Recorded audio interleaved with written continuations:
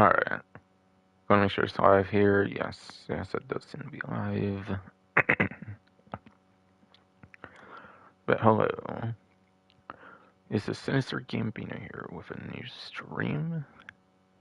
In this stream, I'm gonna be going over the event week for this week from very early Thursday for the week 2 of Motor Madness, whatever. Yes, week 2 for Motor Madness, whatever, in Grand Theft Auto Online.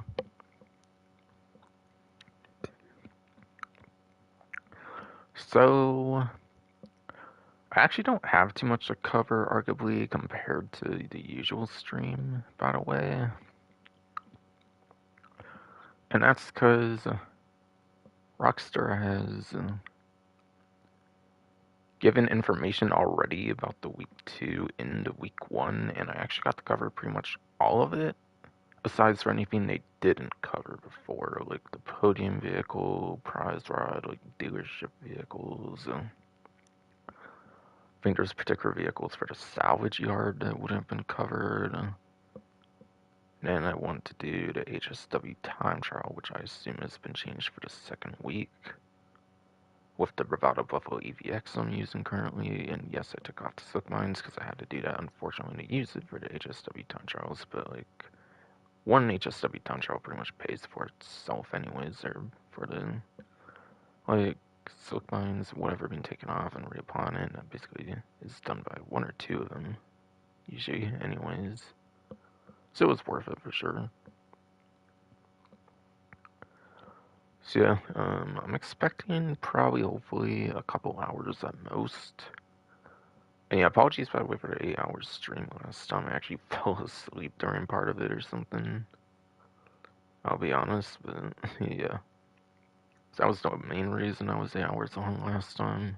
Aside from having, again, cover like 2 events basically in one stream.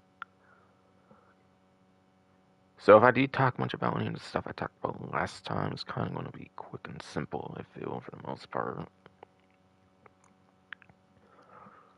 So as a reminder, there's bonus payments, sales karma bonuses for 2 times money RP on the Street Pursuit, Drag and Drift races, basically the LS Car Meet series, like any of those kind of LS Car Meet like race types. Again, as they've basically already put on the newswire from last week, they're not going to be crazy interesting, like all that good for money making.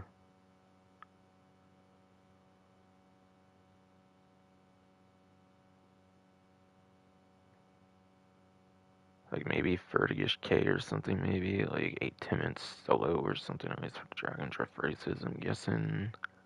I think old like 2 times used to be like 16-ish K. And I think a lot of those race types have actually got at least 2 permanent boosts or something, or at least the Drag and Drift races I think have, like the newer ones. And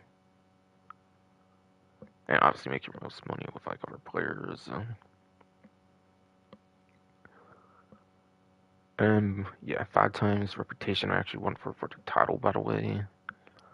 I figured with them going over 2 like events basically in a row on one news wire, I wasn't going to have like any other excuse to use such a simplistic title again, so I figured might as well just call it 5 times All-Star Me Rep. Which I'd say is one of the better couple things maybe going on for the event, for money stuff at least, not even gonna lie, or like other kind of stuff like that. And even in having like money focused, either it's Ellis Carmi reputation. That's for all Ellis Carmi activities. Which I assume it includes the 2 times here, obviously on the auto shop robberies. That is a source of Ellis Carmi reputation. I think since a contract DLC, like the second update, since the tuner stuff was out, or like whatever.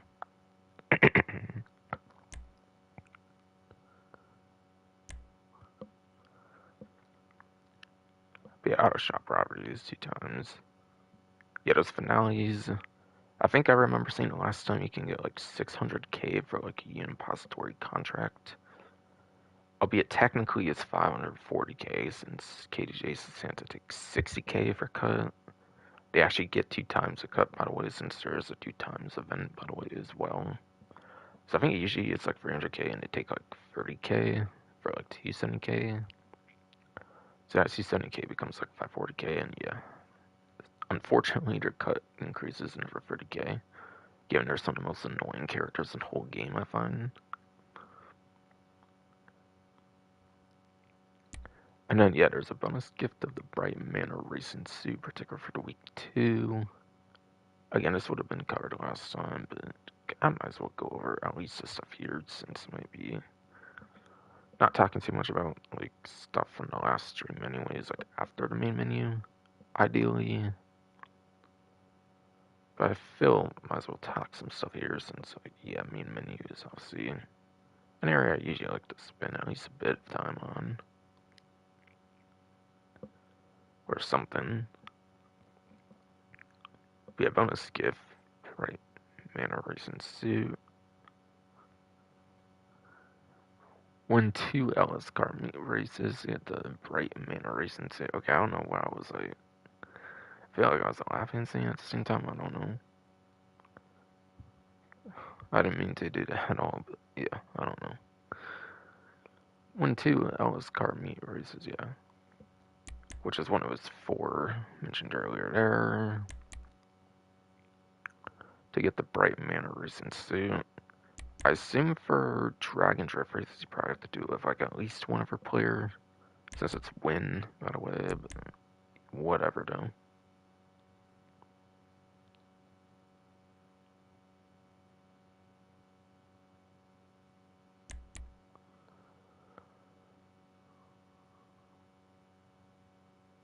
But yeah, especially if you do like something like street races, so you might usually do like 2 players on for like a prize search, and it's pretty easy to do anyways.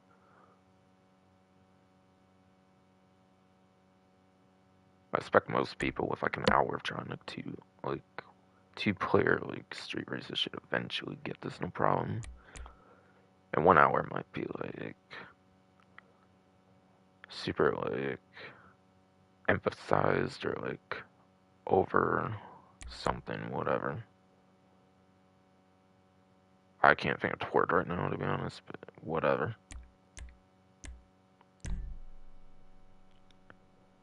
That might be overjudging it or something. Maybe overjudging it maybe would work, I guess.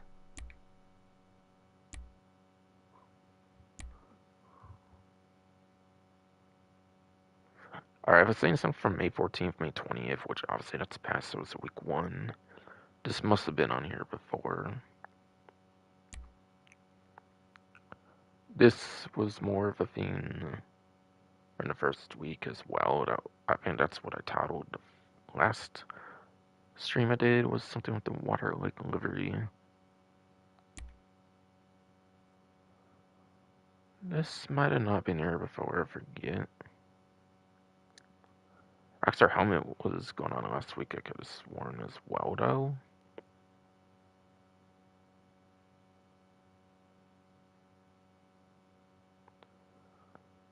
The office is like 2-week worth of stuff anyways, I'm pretty sure. I think this has been on here since like old school hits or something, even for this one. Yeah, okay, I'm probably just gonna move on from here, to be honest.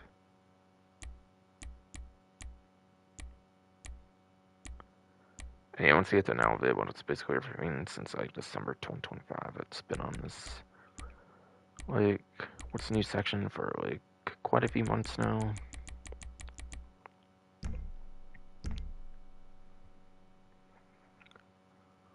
Sure, things are going fine still, hopefully. Alright, good. No problem so far.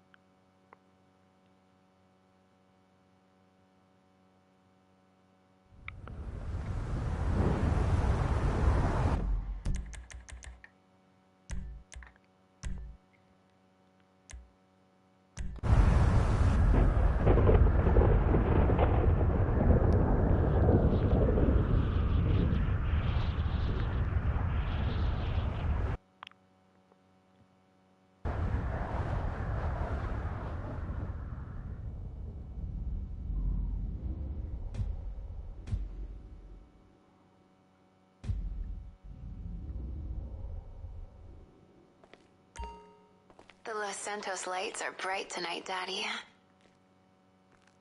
Okay then. Okay. Oh, what am I saying? I got the daddy. Let's go. Let's go. I don't think she always sits on the bed, I'm pretty sure, even though obviously it's the case most What's up, Daddy? One panel is a guaranteed one. Other one, not 100%.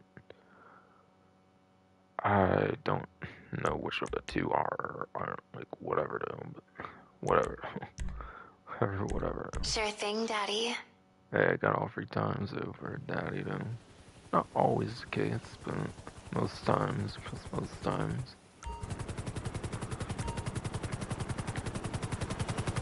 Yeah, looks like that's maybe X down there. I'll see. Probably did like HSW control, like pretty much near the end.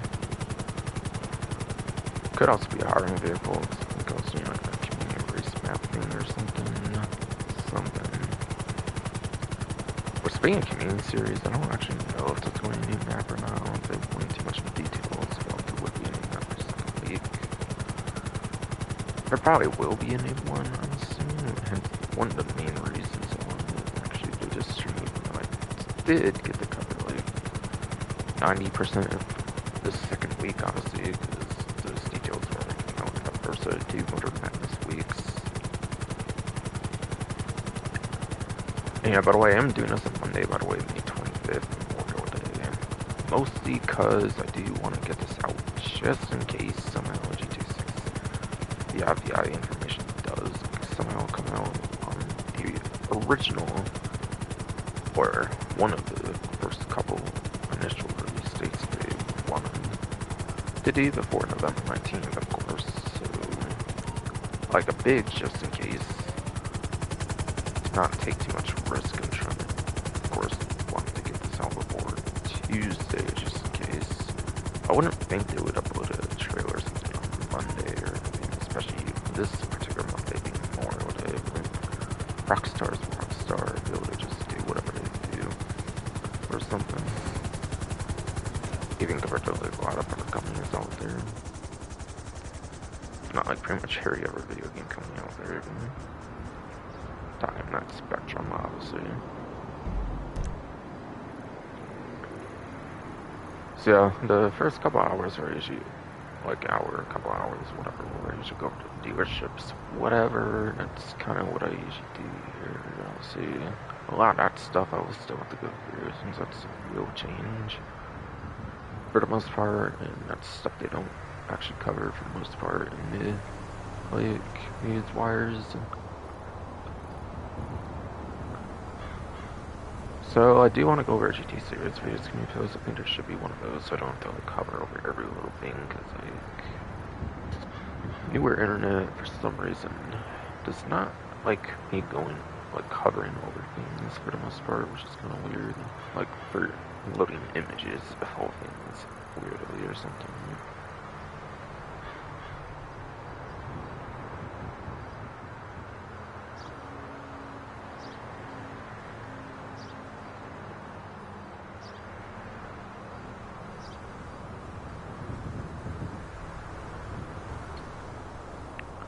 So it looks like the regular time trial, by the way, is going to be for Stab City.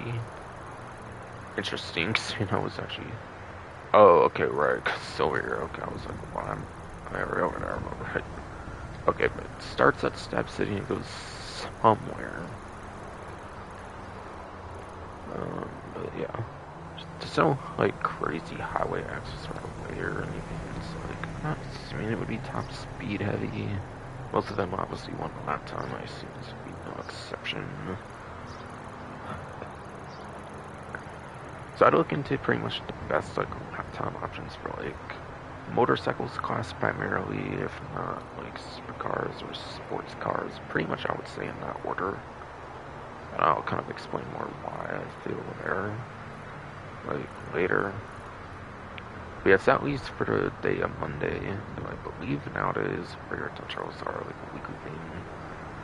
There was, I think, a brief period or something during the Mercenaries DLC where I think they were changing like daily and stuff.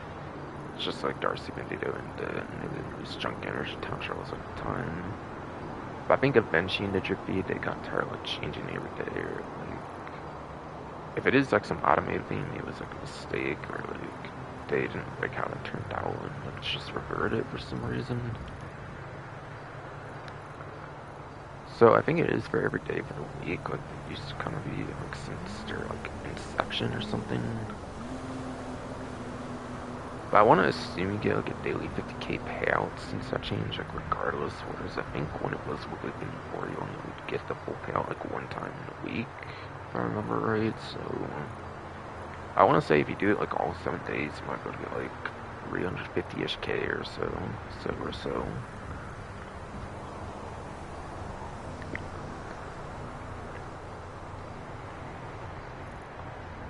It goes from Stab City to somewhere, I'm not entirely sure where though.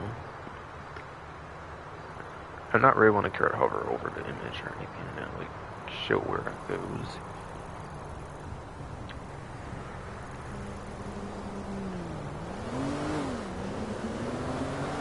Okay, but yeah, the RC Bandito time trial now for the day of Monday this time around is Fuente Blanca.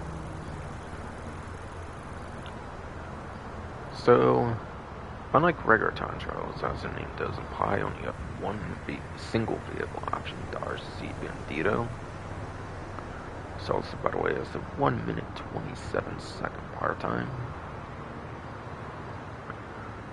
So because there's only one vehicle you can use, it's more about like how you do the turns, corners. You want to learn those turns and corners naturally, I would say, either with the respawn mechanic or triangle, on Xbox, whatever key on PC. Or like if you don't want to learn them naturally, you can also just, I guess, look up the video guide on like YouTube here, of course, and all that kind of stuff. And I mean like the big YouTube platform, obviously. Like I may have very much made a guide on that on my channel at some point. I'm pretty sure I did, in particular on this one as an actual video format.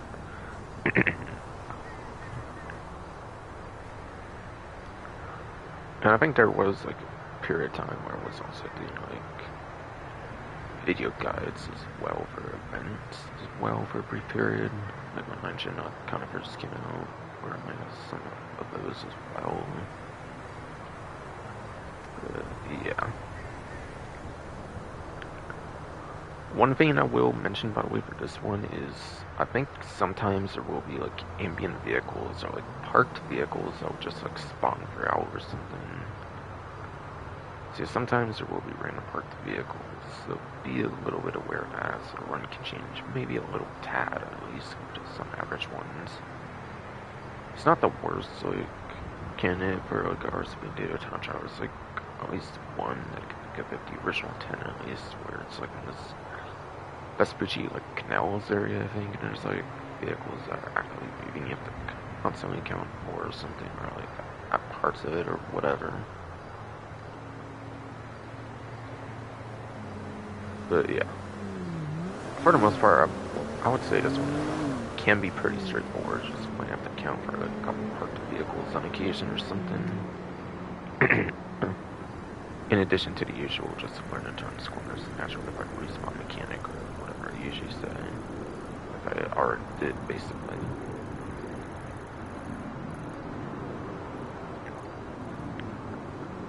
Yeah, it's for a day of Monday here this time. The weekly HSW time trial this time around is, I'm pretty sure, the second one, obviously, since it was just the first one. I know, because I just used the Father Buffalo EVX and since it means online as they should, if they did quite some time before or something.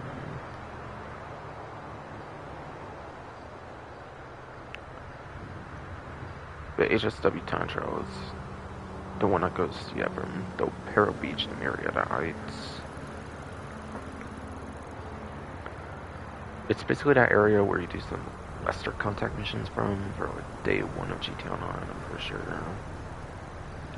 That one like warehouse you'll be at sometimes. So either like back here or like over here-ish or something for the destination. I would say like the first one for the most part, it's pretty straightforward. There's not too much you have to worry about, I would say, on this particular one. But he advised there's like a turn corner you can kind of do, maybe like you can kind of go a diagonal here, which could save a little tad of time. But literally, I would say aside from that, you pretty much just want to do GPS route, I would say, for the most part.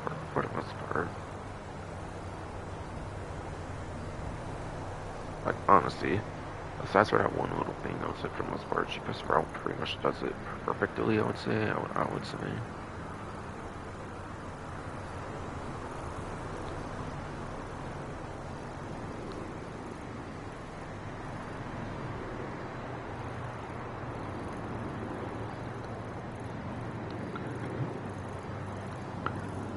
But yeah.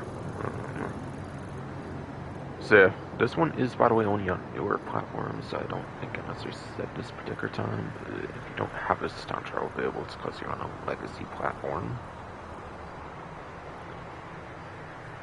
But yeah.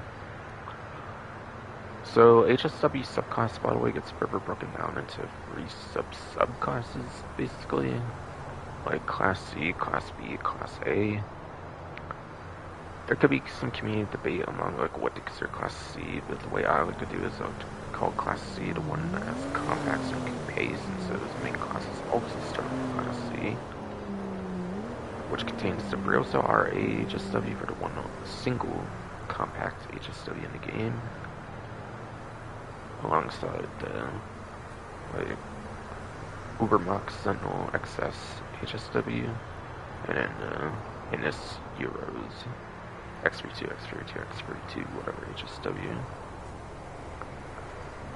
Those 3 vehicles make up the Class C.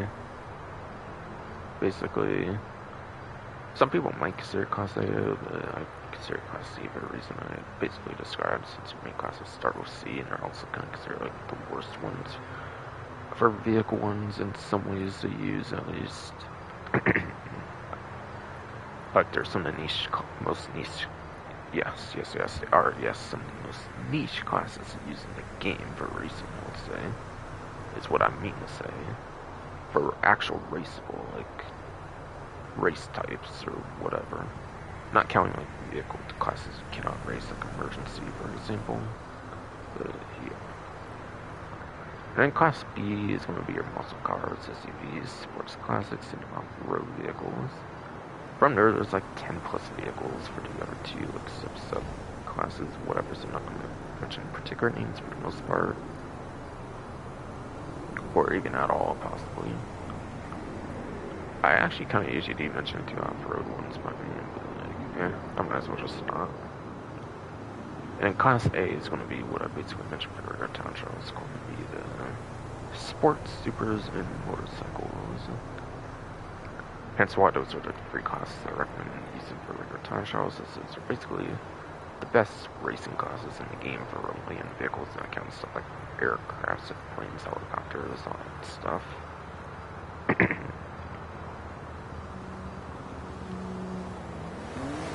And then for the latest 2 options in the game, the latest Safehouse and Hills DLC. In December 2025, with the launch of the Safehouse and Hills DLC, came out the Vapid FMJ Mark V supercar, number 1 uptime, number 1 top speed. That's pretty much the best non-motorcycle option to use, which, by the way, for those wondering, I would say HSW Hot Trail Track is basically the best one to use, like, in general, for HSW time trials. If I had to choose, like, one particular vehicle, that's basically going to be the best for any of those. And then,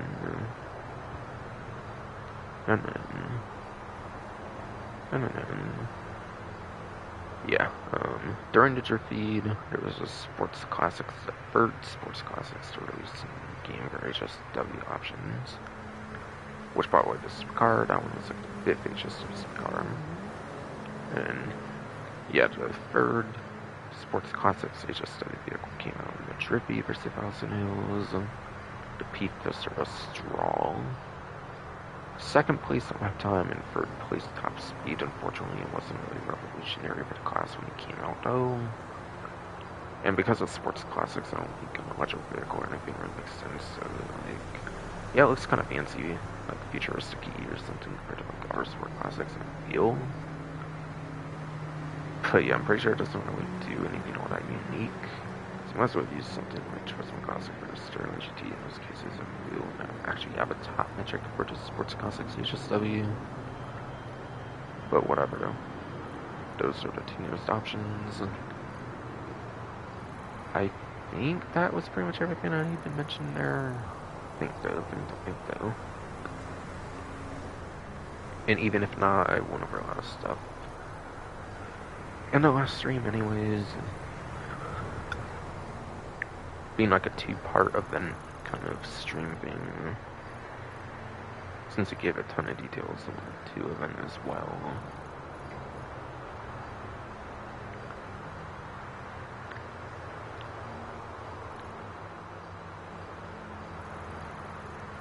And then the Junk Energy Town Trial per day on Monday this time around.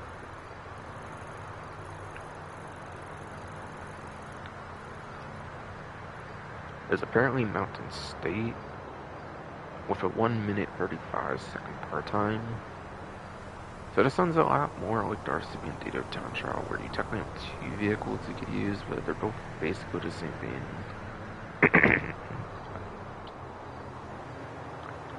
To select the cycles, we can it is yes, select the cycles, we can only use the two latest cycles in the game, which is the regular inductor as well as the Junk Energy inductor. One just has delivery, one just does not. To use a non-delivery version, you have to even just bring your own as well, I think. Otherwise, you always get the Junk Energy one.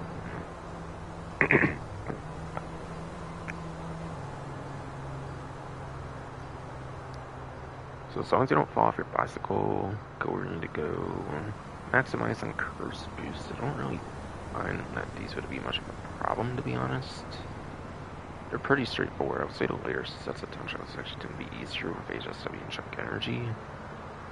Say compared to the RCB and Dado and the regular time trials. So yeah, as long as you don't fall off this bicycle, go where you need to go, maximize on the curse boost, you have no problem cleaning it, I would say.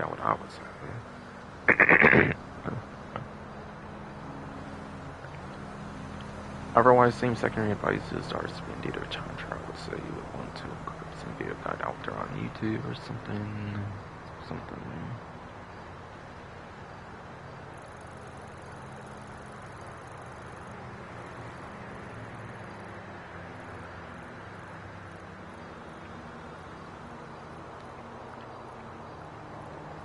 And onto a premium race. It's first supercar class.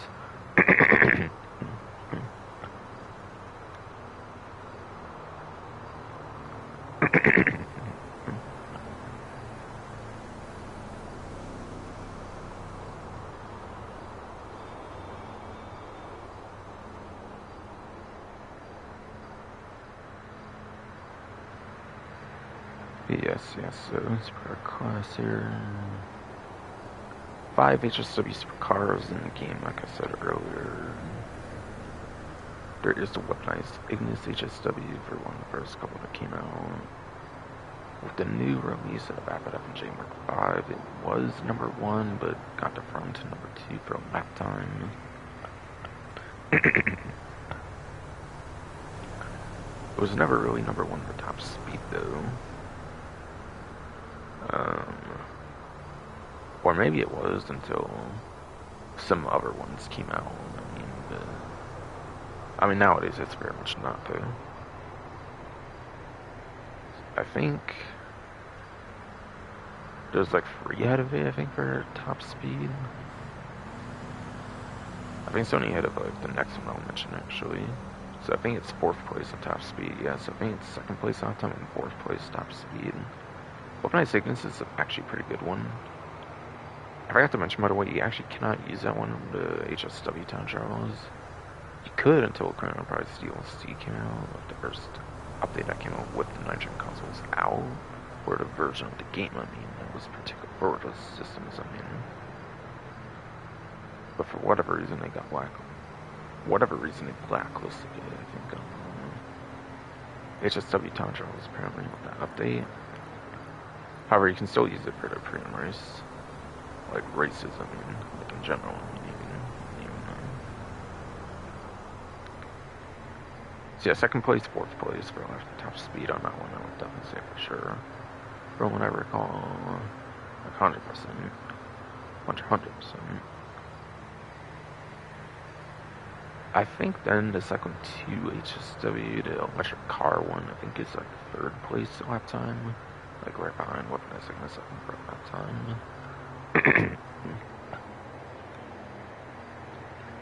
And it should also be the worst one, I believe, for top speed, since it's electric at the 5th place spot for HSW options. And yeah, being an electric one, it does have acceleration, which is how quick you get this at top speed. And yeah, most electric vehicles do have a huge drop-off on top speed. However, second two is kind of an exception, being an HSW vehicle, because the main gimmick of HSW is the insane top speeds to get. So it kind of doesn't have that kind of like risk to reward as much as say other electric cars do. But also acceleration I think mostly matters for remote, not exactly racing as much for the acceleration. So honestly, for the most part, I'd probably just not even use the second two, run away and run away. For racing, I think the one that came out after that, but yeah, the first two came out launched in like newer platforms, I'm pretty sure. But yeah, and then Devastate 8 was second before the Chrono Enterprises DLC, but it was like kind of in a little tiny period of trivia between like the 9th generation coming out and the Chrono Enterprises DLC or something. But anyway, so Devastate 8 HSW, that I think would be the 4th place option basically for a lap time. Since yeah, the ones I mentioned before should be above that, I'm pretty sure for lap time.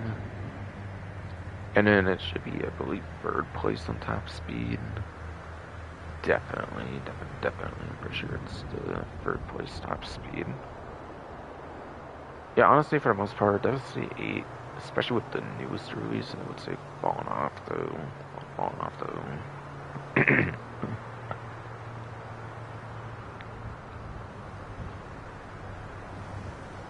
And then, after that, with the Los Santos Drug Wars DLC, released at NTMT, which is actually the worst option for a lap time at 5th place. And it's also 2nd place for top speed since the latest one came out.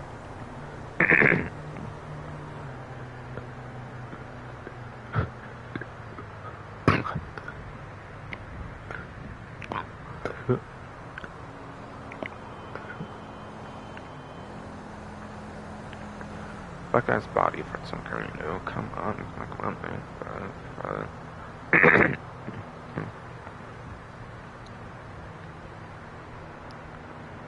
But yes, so.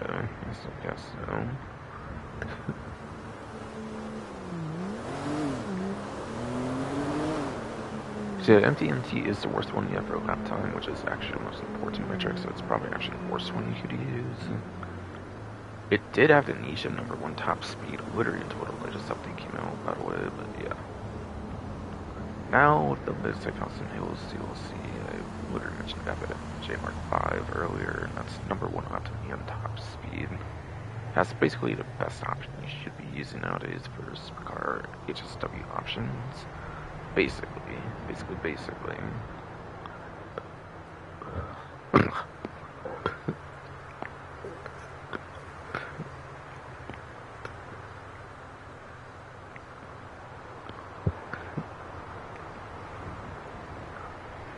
But yes, so Vapid F and J Mark 5 being #1 vote.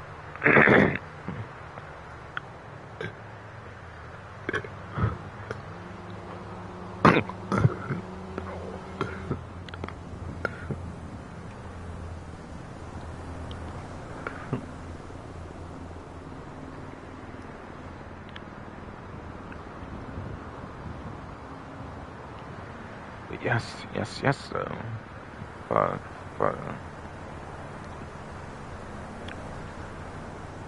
but The new FNJ Mark 5 though, when it came out, yeah, basically number one on 10 top speed option though for some car HSW options. Pretty much the de facto one you should choose if you have it for sure though. Otherwise, yeah, like weaponizing is pretty good as well as a runner-up option, I would say.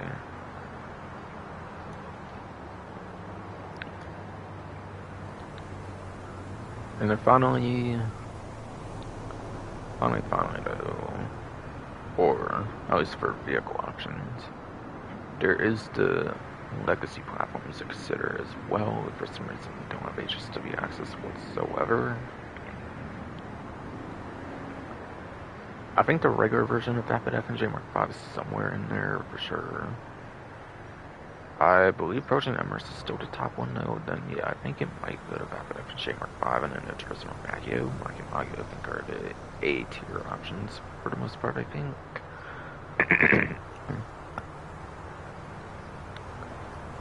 I think the Benefactor Krieger might also be an A-tier option still, but yeah, that one's out of the top 3 now, so I'm not sure if that one I would use as much for, like, non-HSW options.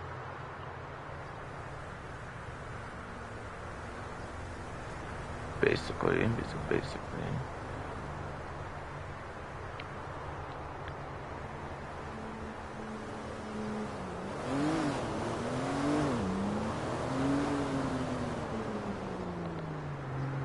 I'm probably wondering to use vehicle spreadsheet right now to verify that though. No.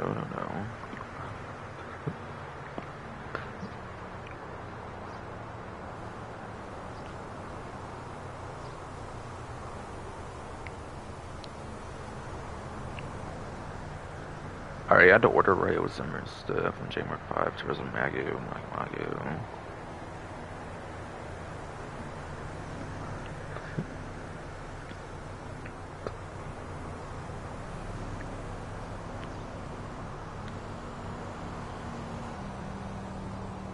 And then, yeah, the Benefactor Krieger is A tier as well. If you find the spreadsheet I'm referring to, it will also with some weaponizedness, like a non-HSW version of that, but yeah, the non-HSW is also like only on the newer platforms, while only on that one.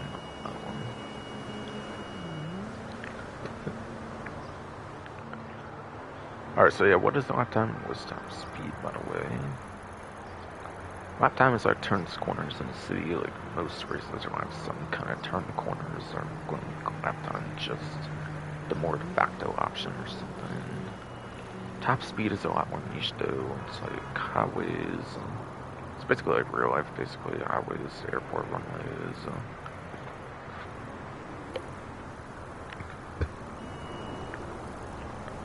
And airstrips as well. Couldn't that more hidden one on the map from like Last Winter's Agent Sabotage DLC.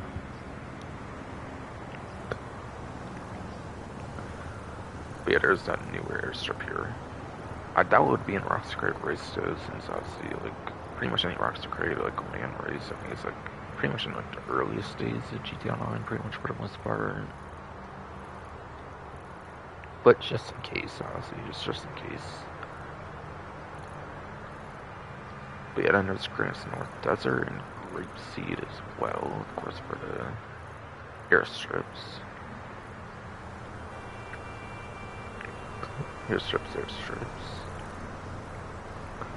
So not a lot of areas in the game have like top speed is the main focus. So yeah, it's a lot more niche and that's what's a lot less reflected on in like the spreadsheets or something.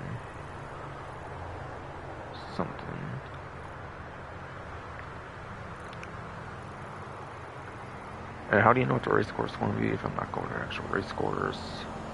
As you can see in that bottom right rectangle, you can do square, which is X on Xbox, and whatever key it is on PC for alternate platforms. You can also go to like Michael's garage area from like store mode. I believe it's like a 4-car garage area, and like I think that's where it's located basically. Yeah. And you can go to like the actual physical Corona and press like right on D-pad or something. Otherwise, you can always do like on call on like the phone or something. Pretty sure. Pretty sure.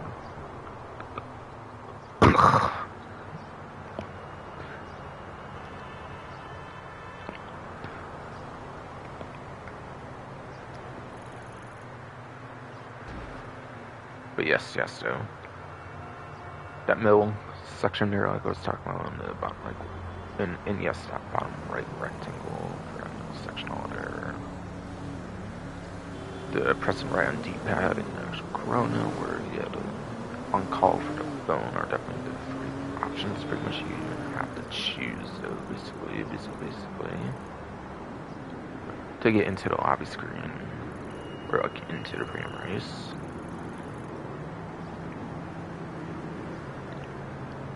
And then when you get into the actual lobby screen, you can also do the same Square X and Xbox, wherever it is in PC.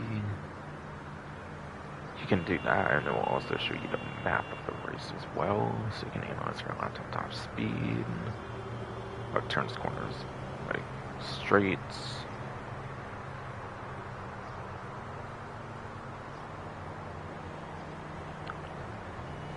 And then,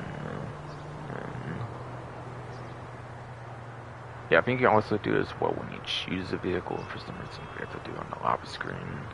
That's the last chance to do it, though, of course.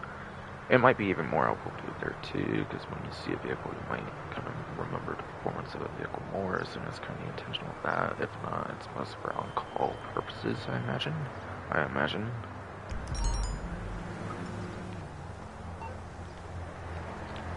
Alright, so music wants to be on the vehicle list, whatever. Okay, LJT. Money, electricity, kind of a cash, pretty sure. Let's do this. Kush weed, of course.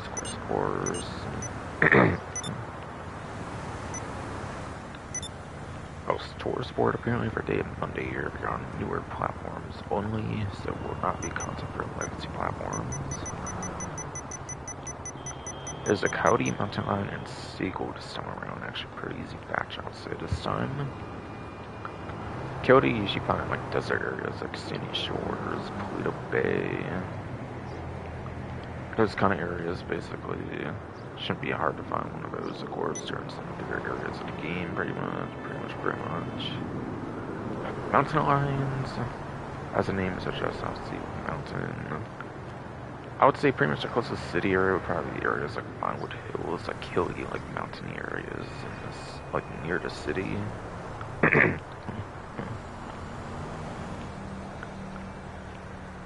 Otherwise, you have like Chowan Mountain State Wilderness and like Mount Chowan, or like Chowan Mountain State Wilderness, Mount Chowan are like the biggest of the mountainous areas. But yeah, there's surely other mountain areas I'm not mentioning. You can also surely find them out as well. And then Seagull is pretty much by water and like city areas primarily. I'm imagining. It's like the dock areas where like deliver the export vehicles, like exotic export vehicles. Maybe like the Meriwether docks as well, like Vespucci Beach, those kind of areas. It's like pretty much like the bottom of the map, pretty much.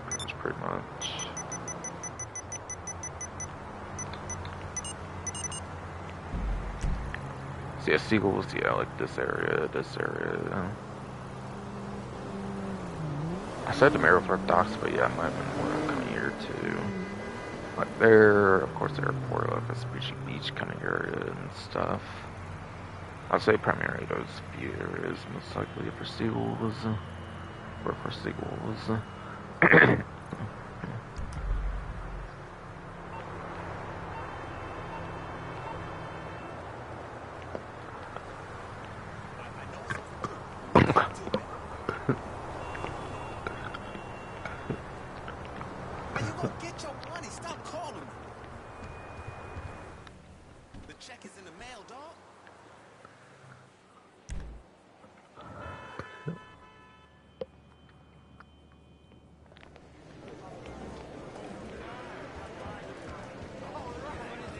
The open wheel vehicle here, apparently. The diet is in New for the podium vehicle, actually.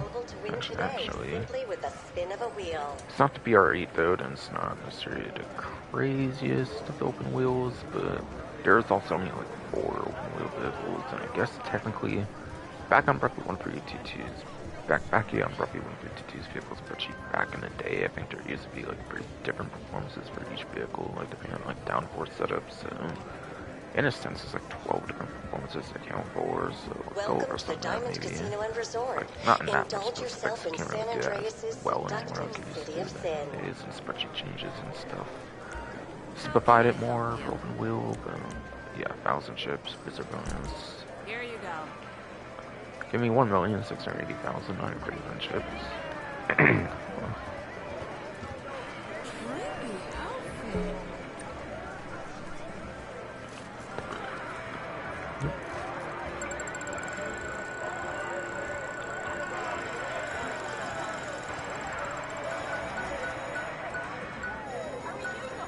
10,000 RP, bruh. Don't really give much of a care about RP anymore, but okay. Like, I don't mind hitting like a 4-digit like rank, whatever finally, of course, before 6 VIP comes out. Like, whatever though. Whatever though.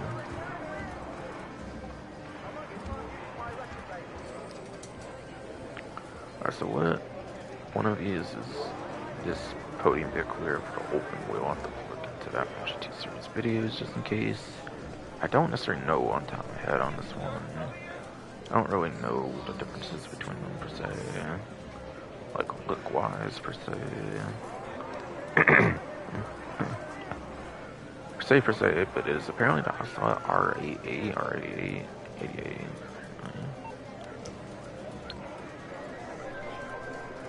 And that's in a special section of Legendary Motorsport, which is on the open wheel vehicles. One of the original 2 that came out in Heist DLC for the open wheel class, which I think was the only DLC class added to the game for sure.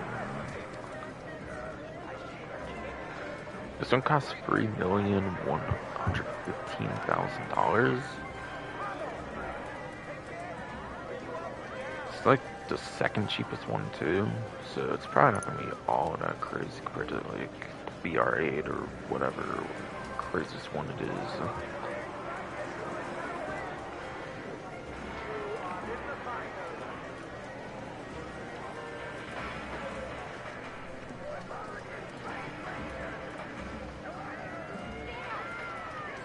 Alright, yeah, I was sorry about craziest one being a BR8.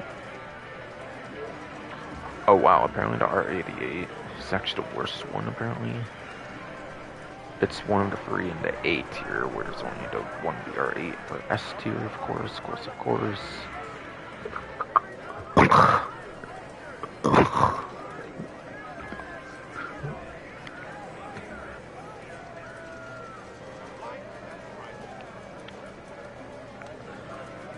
Yes.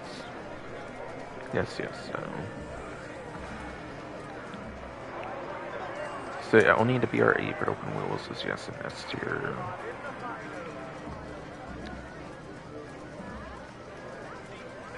But R88, whatever, apparently is a bottom of the A tier, apparently between the 3 to R and A tier. With a 4th place for lap time and 3rd place for top speed.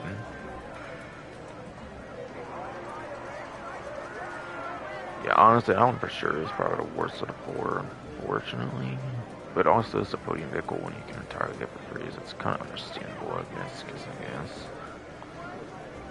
it is such a small class of vehicle, so that I'm not gonna like straight up say it's not worth getting. It could maybe be kind of worth getting, I guess. But it's also below average for both lap time top speed of the 4, technically, when it's like getting 4th and 3rd for lap time top speed. It is worth noting, though. Which means it's the only one in that case, actually, is situations. Because, yeah, you ever won stuff like 2nd place that aren't like the BR8 or Ebro after more top speed? Yeah, the R8 is easily the worst one. So, yeah, it does save you a lot of value. You probably save like at least 3+ hours of grind on this vehicle. Easily. Easily.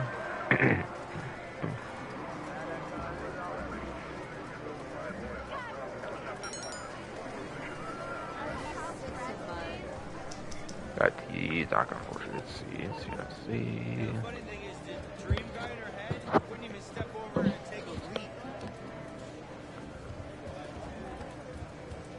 But since there's only there's only 4 like open wheel vehicles, it's hard to say it's bad, but it is also usually the worst for open wheels at the same time though.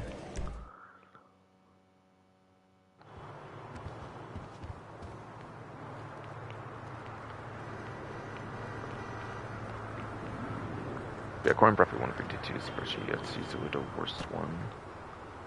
Once again, 4 for Neon speed.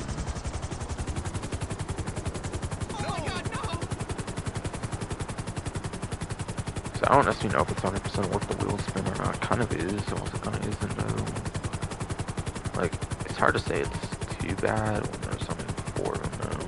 That's my point though, my point though. I'd say personal preference choice and if it's kind of worth going for or not, really though.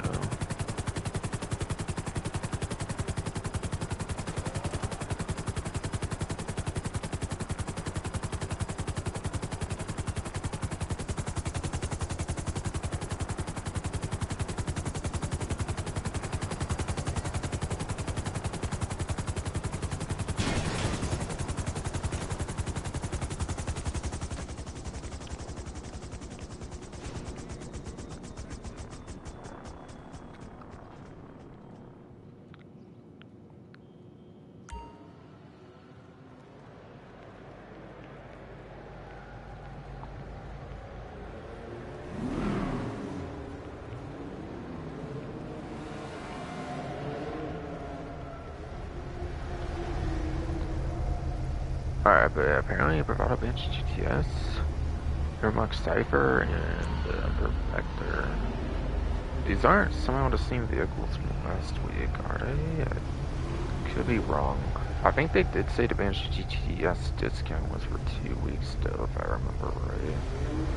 However, though.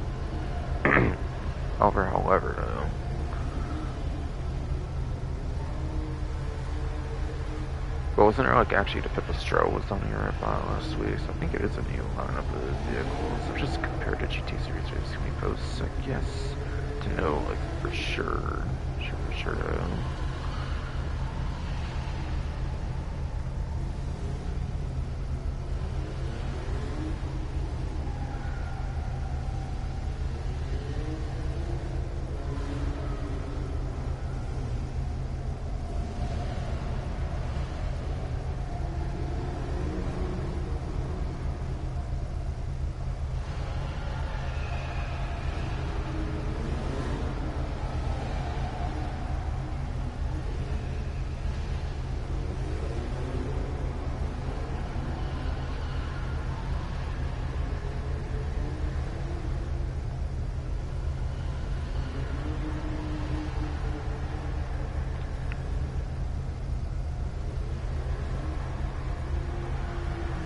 Alright, yeah, I'm right. They did change it a little bit. I think, yeah, Bench GTS is a repeat in particular, but they did also confirm it was a 2-week discount, because whatever call as well.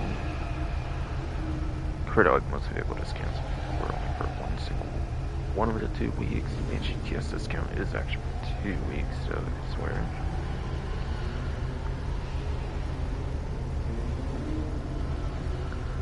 So, I don't know if I mentioned Bench GTS because that one was apparently also on for the first week.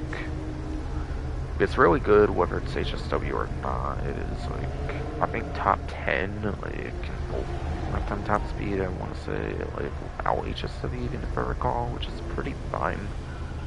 Decent as well. But obviously it's still just a lot better as HSW vehicle. It's literally like #1 top speed for sports in the game. And such good top speed as well, beats all helicopters for top speed and only behind 13 planes apparently as well, according to Protocol 152 from what I remember. well. So it's a really insane vehicle there on the second week of it being on discount as well.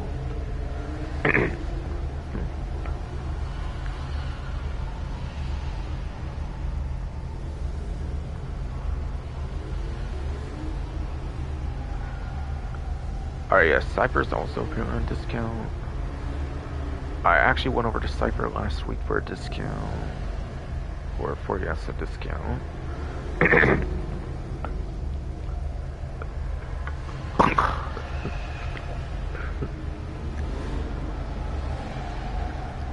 But literally when the Cypher first came out, it was like a prize ride vehicle. Literally the first day it ever came out was a prize ride vehicle on like this section over here. Which just proves it's not a good performing vehicle. They were literally giving it like as a free vehicle basically, like when it first came out basically. So it's unfortunately not that good for performance, sadly though. It's really best for drifting if anything. I would say, like, that's like the one place you could get used out of it much. Or, of course, you could kind of use anything for, like, robbery contracts, which is player versus enemy content, not player versus player content. Player versus player content is just not going to do anything for you, though.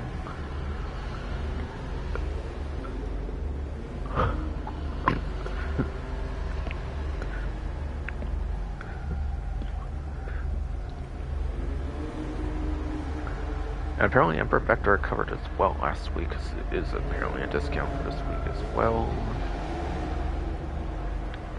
Emperor Vector, as a reminder, I think I said was basically. I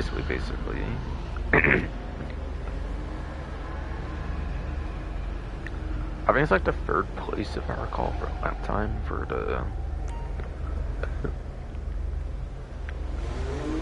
Yeah, sword stuffing third place and lap time for tuner subclass. I'm pretty sure in the whole game. I'm pretty sure.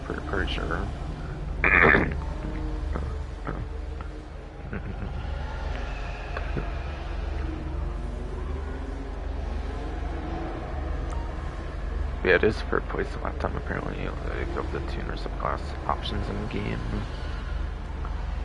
Only behind the Sultan RS Classic and especially the like Chester RR wide body. Those are two I think have a better lap time than this, for sure.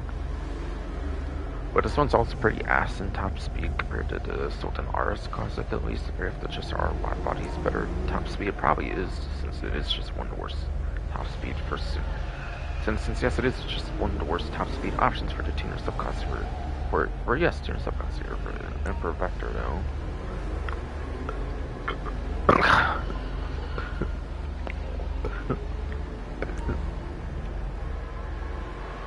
Fuck, sorry, this fuck ass body for some kind of being a fuck ass prick though anymore though. Anymore though.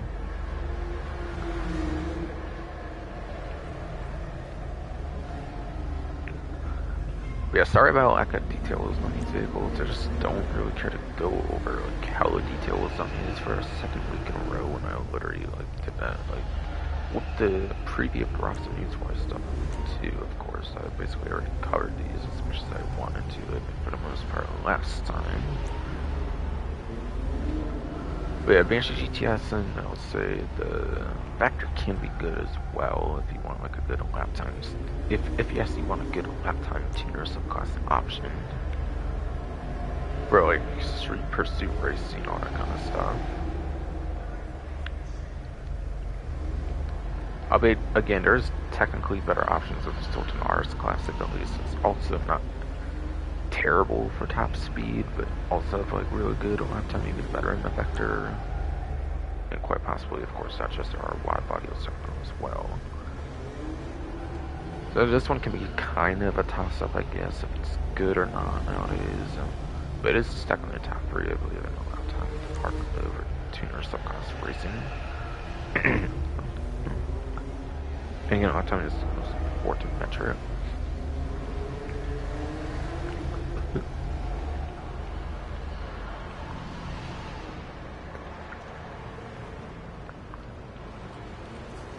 And then here it is the Ocelot Virtue, apparently, for the prize ride. That's actually kind of a bad choice, so I'll kind of explain. I'm pretty sure there's always a free vehicle you can get, like, in the game permanently, if I recall. Like, you don't have to get it for free if you're like a prize. I think there's another way to get it for free, actually.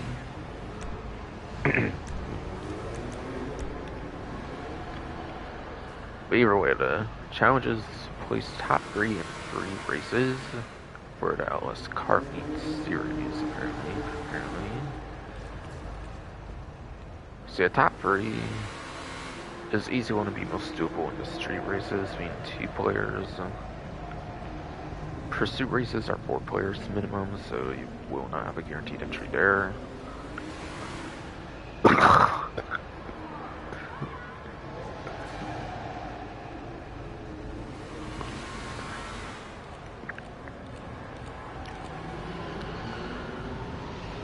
For pursuit races, that'd be like a 75% chance. I'm pretty sure of like winning it. Pretty sure.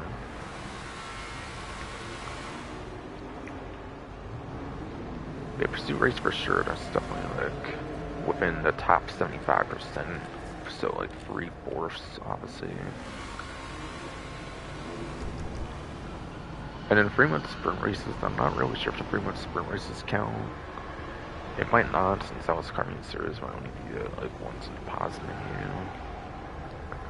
I know drag and drift races, at least solo, those don't count. I'm not sure if they do though when you race with other players. I'm kind of willing to bet no though, since those came out in 2023 and like the Prize Right Challenge system first came out in 2021. I don't know if they really cared to go back to like adding more code to that like 2 years later, or two years later, or even thought about doing it in the first place or something. Something. So I would say pretty much street races if you want like a guaranteed entry for each time.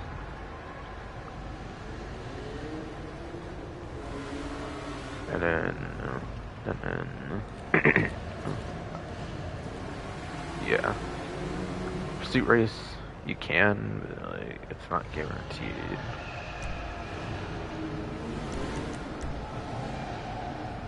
And you can actually do it in one single day as well, which is pretty nice.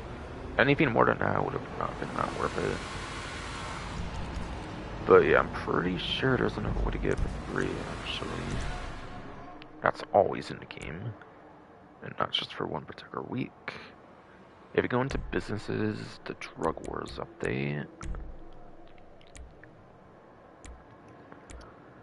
If you do those 5 last dose missions, I'm pretty sure you get the vehicle for free anyways. Like, always in the game, it's available that way, I'm pretty sure. So literally, it's not even that good of a prize ride vehicle at the end of the day when you can always just have like some other better way of getting it for free that's just always in the game.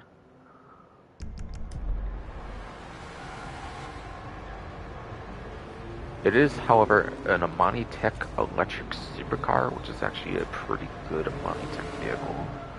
And because it's electric, also it's like the best like armor plating, like explosive resistance of like a lot of the Amani Tech vehicles in the game actually as well. And of those ones might even be the quickest as well even.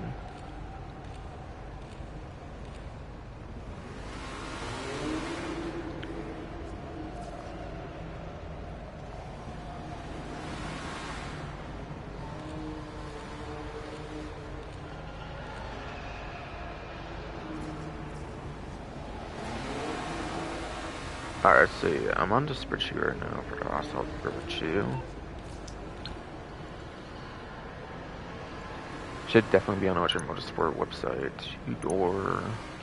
Would have came out in Drug Wars DLC again, since I was literally going over the permanent way to get it free. So it should definitely be in that update.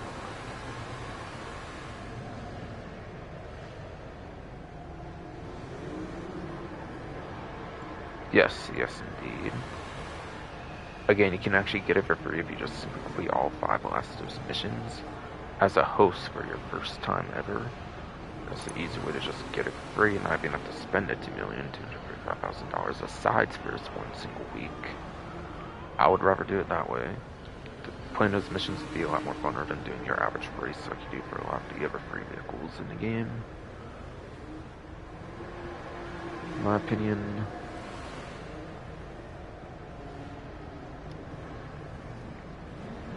again, like I said, it's also a money tech too, so actually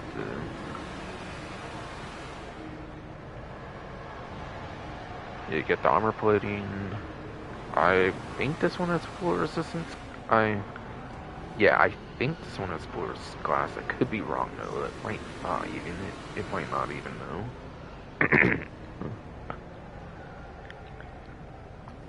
Definitely no front mounted machine guns. It does have stuck mines, and it has the choice of either missile lock-on chamber or the remote control unit. Either one works pretty good. Missile lock-on chamber can always be pretty good. Remote control unit does work well on this, since it's electric as well though, so it would be a pretty silent vehicle. Harder vehicle to like hear, basically.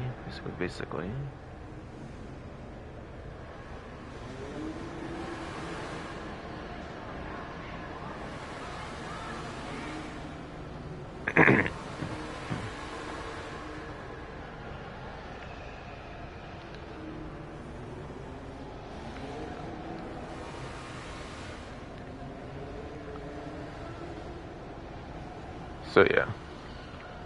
So something with a patrol tank mechanic or something, by the way, makes the electric, like, a money tech vehicles in particular, by the way, more, like,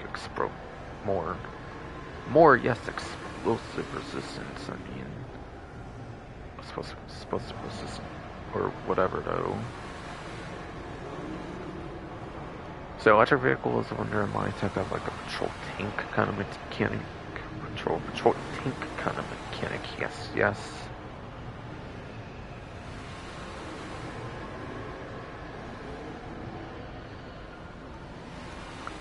So, if I remember right, it makes RPGs and homing launchers do the same exact damage since they don't have like a gas tank or something, I believe is basically what the patrol tank tongue twisty ass bro, why are we doing this like so many couple ass times recently? And in some ways we've never before, bro. Come on, man. So anyways. Electric Amani Tech vehicles feature a patrol tank mechanic, and that's basically because they don't have like a gas tank since they're electric. So something with that makes it where the RPGs and the homing launchers do the exact same damage, whereas in a lot of vehicles, in this case, RPGs, since you have to manually aim them and they're not homing, I guess technically, of course, obviously do more damage for like vehicle balance in the game or something. So because of that, it's also one of the most armored Amani Tech vehicles in the game. And I want to say of those, the electric ones is probably even the quickest one as well. And yeah, weirdly in the Drug Wars DLC, I think because like the Brigade 6x6 had like windows like that were blocked, you couldn't use like sticky bombs out of it, and the Virtue had that as well. But I think the update after Drug Wars came out, like Sanders Mercenaries or something, I think they fixed it where you can actually do the sticky bombs through the windows as well. So ever since that got changed, it's basically became like pretty much one of the best Atlantic vehicles, if not the best one in the game. Easily. Again, missile lock-on jammer always works, but it's electric, it can move pretty quick. With the acceleration kind of gimmick it has, with it being electric, it can move kind of quick, so it doesn't necessarily need the lock-on jammer. So the remote control unit, again, does work nice since it is electric and a more silent vehicle to sneak up on other players' remote control vehicle. Albeit it won't also be necessarily as good as the like initial bash at like the front lines machine guns you could use remotely, for example, or for yes example.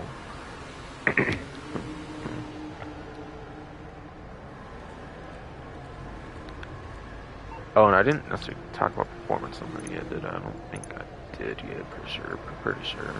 So there's a lot of Amani Tech stuff to mention. My 5% currently is not applying to the greatest right now. Right now.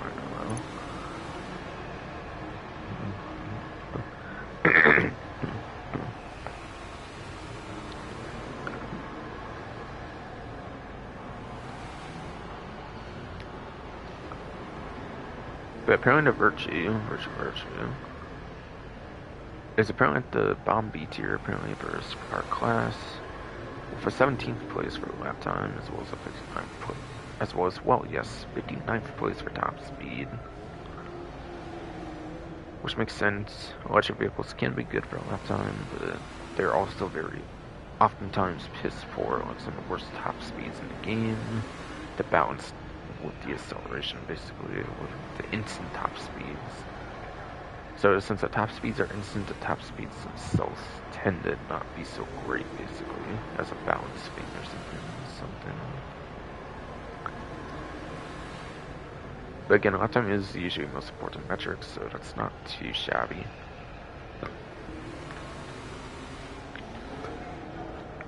It's above average for the class, and with all the inline tech stuff like those whistles it has on it anyways, I pretty much recommend this vehicle since you can always get it for free as well for your last dose missions. So definitely would be a high recommend to get the vehicle for its capabilities rather than performance outright per se. Per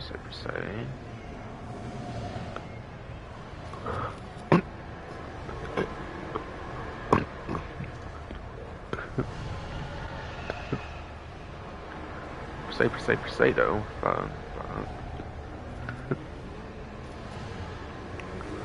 Say virtues everyone give for the capabilities rather than the performance, like outright per se though.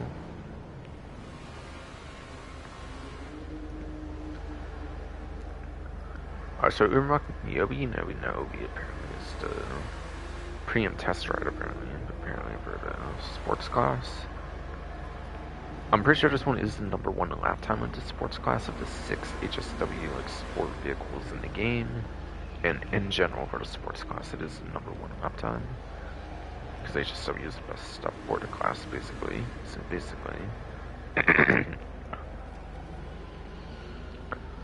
so that's right, of like all 117 sports cars in the whole entire game, it is of the 117 sport cars the best lap time of that class in the game. One of the best HSW vehicles in the whole entire game. And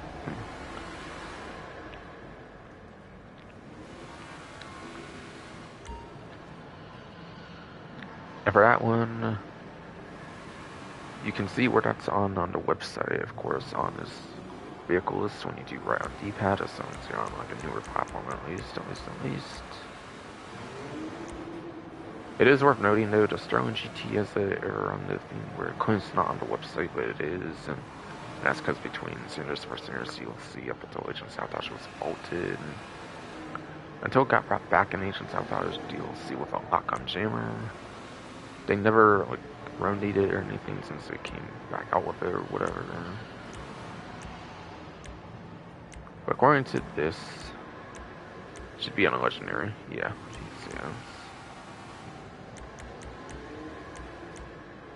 Which definitely is a mistake. I'm 100%. That's definitely on legendary, like the mistake I pointed out earlier.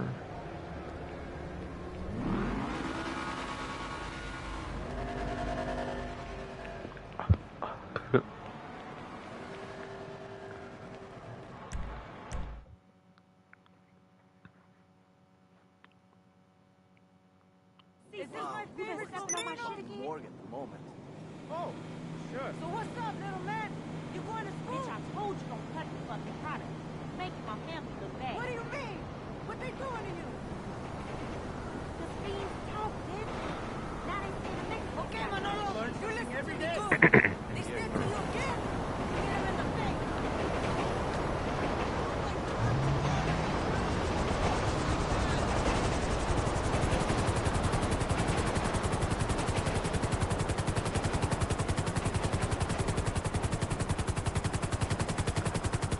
Alright, so now over to the luxury autos next.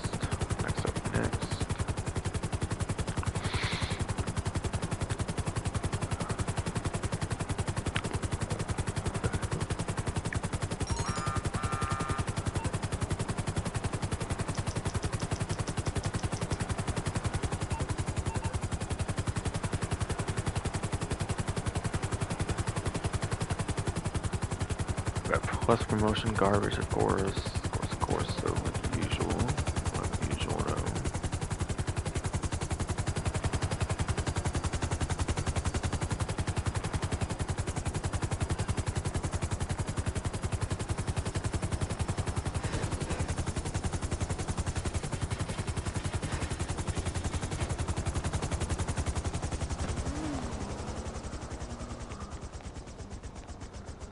Alright, so Luxury Autos has Progen Luva from the latest DLC, as well as the Shih Tzu Kitora, interestingly. Not as high end as a lot of the stuff that shows up there, but interesting. What the heck? Why does the glow oil disappear when I move like that? It's weird. But yeah, this one, if I remember, it's actually a pretty good top speed car if you wanted this one. And then also the Kitora is a pretty niche class of a vehicle, and it's not service, is it? It's in the utility class, actually, I'm pretty sure, 100%, yeah. It didn't beat the Saddler, so the Saddler from day one of the game is still actually the top option, but it's actually the second place, I believe, for lifetime top speed, though, so... While it isn't a very niche, like, racing class, it is a unique, like, also a pretty good vehicle in that class. So, couldn't go wrong with either of these, really. And also, I believe the Kitora, if you want like a new DLC vehicle, is easily the cheapest one in the game, and in, yeah, the game of the new, like, however many vehicles, like 10 vehicles released in this update. I think it's the cheapest of them all.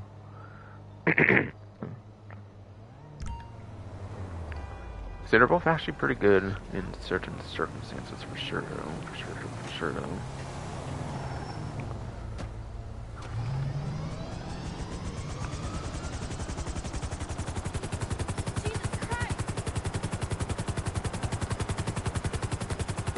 Alright, so now for the off stewardship over Simeon's Dream Deluxe Motorsport.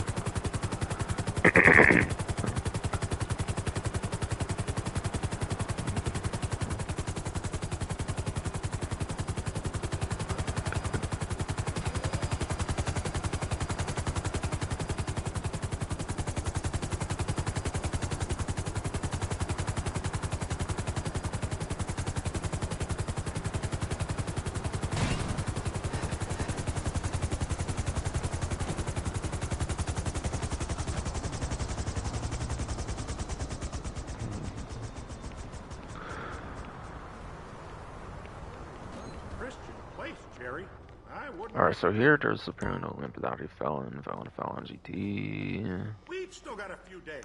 Western Rapid. Constant Lifeguard.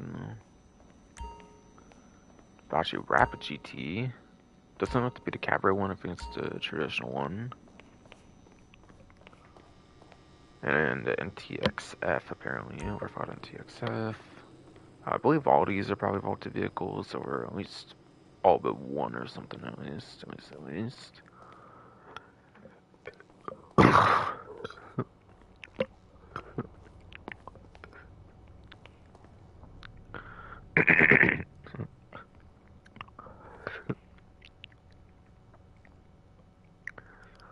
That was day one, I'm pretty sure.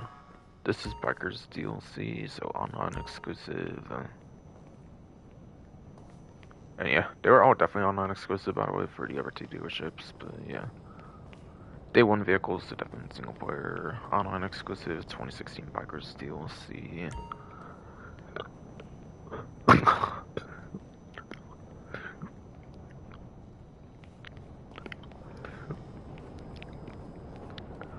Yes, fine.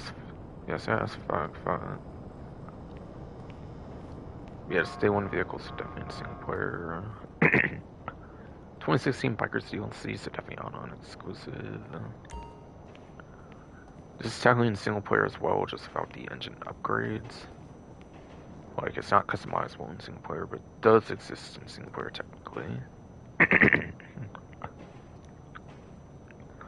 Otherwise, modifiable variant got added with the Damasceno Heist DLC, and therefore that particular variation of it's online exclusive.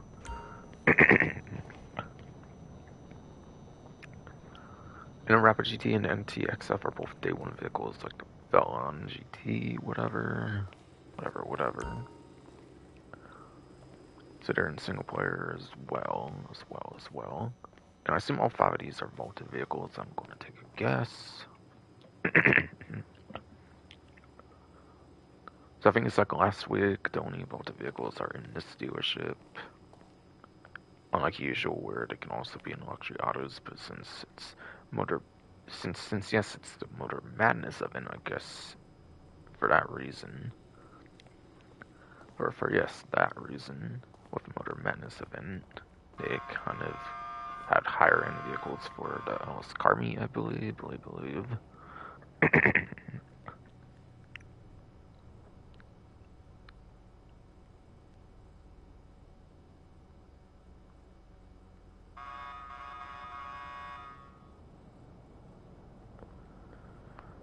So chances are I actually probably end up getting to talk about a lot of these, and that's simply because like I think last event they all said like most, if not all, of these on a sort of discount.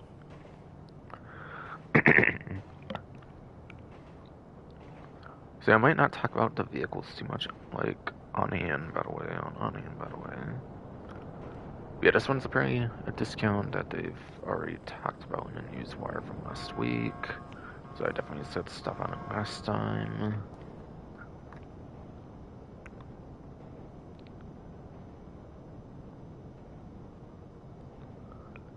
I don't think I see a discount for the rat bike, however, though.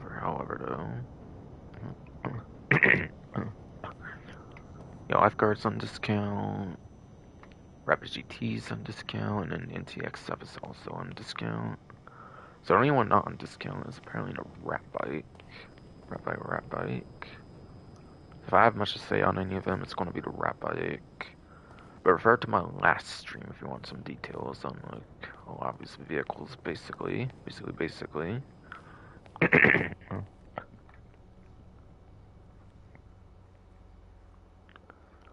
So I mostly talk about like the vault list of these vehicles, like how long they've been vaulted in the game for, or like how many times they've reappeared. I mean, since being vaulted, whatever.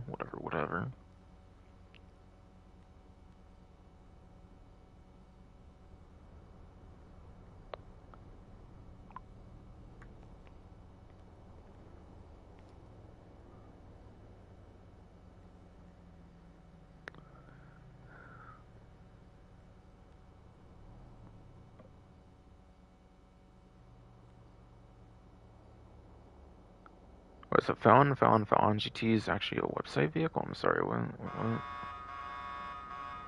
Seems like it.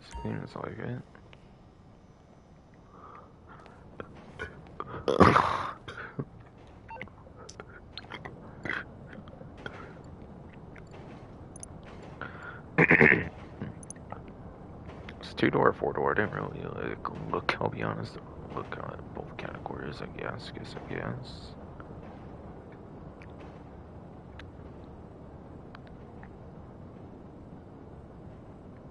Should be on discount to locate easier, and probably like near upon the category it's in. I don't feel like I'm seeing it, but okay.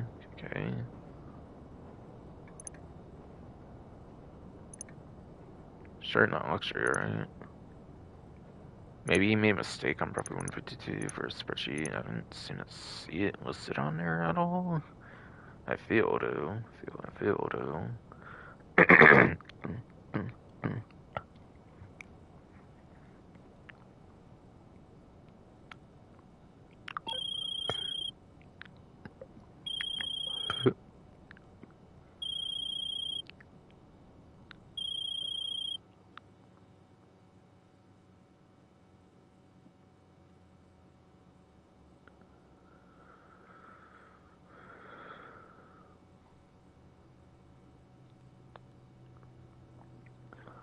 Yeah, I don't think I saw it in Severn, no. I don't think I saw it in Severn at all in, like, 2 or 4 door, like, any of the other sections. I really do.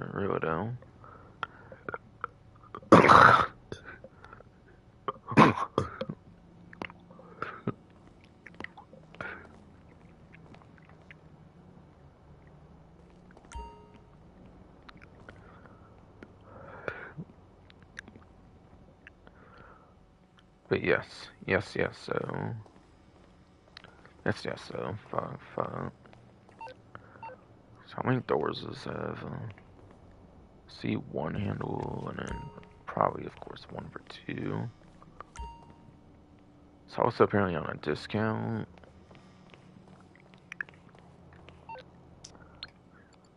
Let me look one more time just in case. Definitely isn't popular being a day 1 vehicle, yeah. It'd have to be 2-door. Surely isn't off-road. So it'd have to be 2-door luxury. I swore it looked at those though. Definitely wouldn't be special either. That's the RC vehicle. And the go-karts, I'm pretty sure, for this website, yeah. RC Bandito and the 2 go-karts, yeah, definitely for special though. I'm definitely remembering right.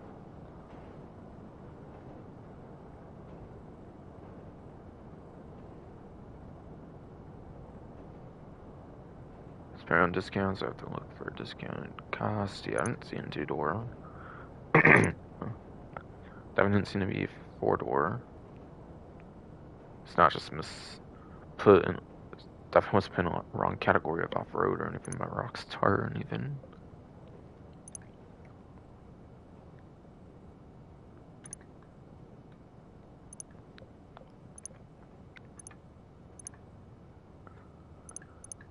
Yeah. I think probably 132 made an error on this spreadsheet. I don't even see it like on the list like at all on that one. So I guess there's no appearance rate to go over for that then, I guess, since it's not listed on there just by it being a Volta vehicle anyways. Anyways, so.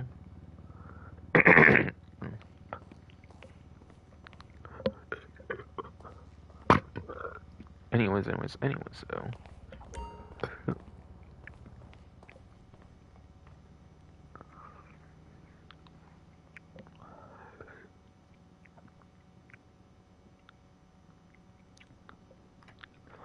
Beyond the Volta vehicle list, I see Rapid GT, Ferrari GT, Rapid GT Cabrio,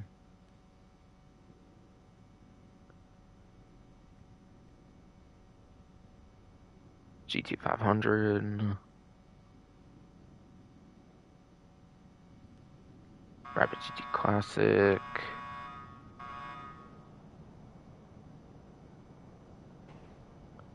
Shell GT,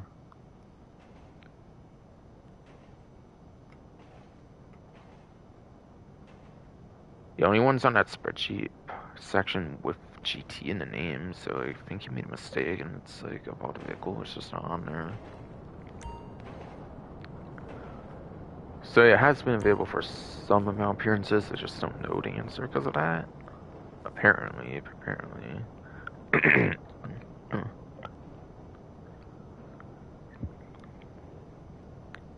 But it wasn't rap bike. If I recall right, it actually might be surprisingly good for top speed for the class, if I remember right. But aside for that, it's not like that good. Even still, I bet there's still like better top speed options. It might still be off top. And yes, it might still be off top 10, of course, regardless.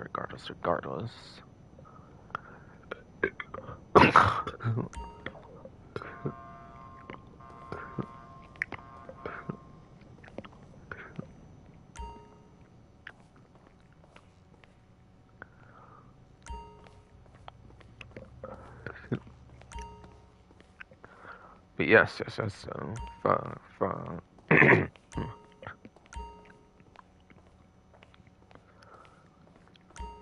yeah, this one's definitely abysmal for a lap time for sure, but surprisingly, if I remember right, it's actually really good on the top speed. Like, I don't know if it's like top 10, and like if not, then it might just be like a little below it or something. Like maybe not good, even if I recall right, it's over top speed, despite it not being like a sport bike even.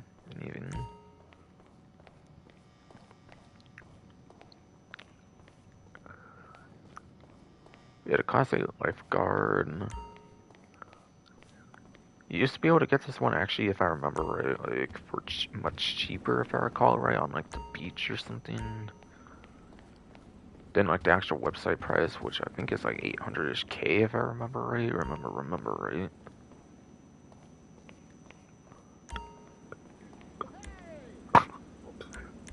Oh yeah, but also it's on discount, so that's not the actual price, right?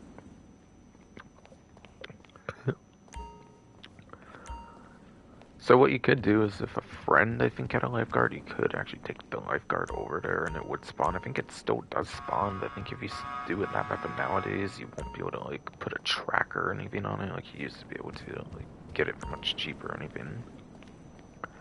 They unfortunately did patch that loophole at one point, unfortunately though.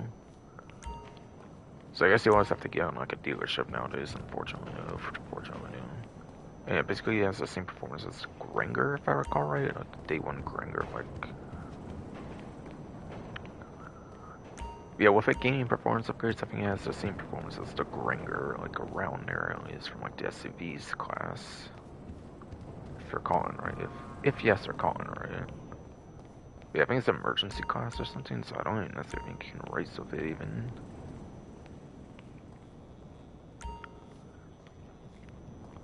Rapid GT is just like a mid-tier like sports car.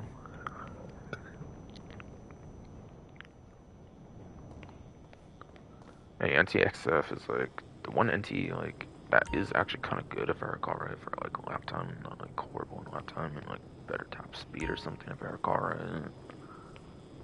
Like meh, whatever.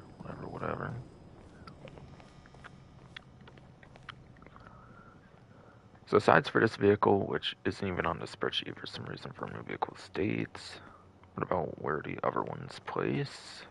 For like appearance rate basically.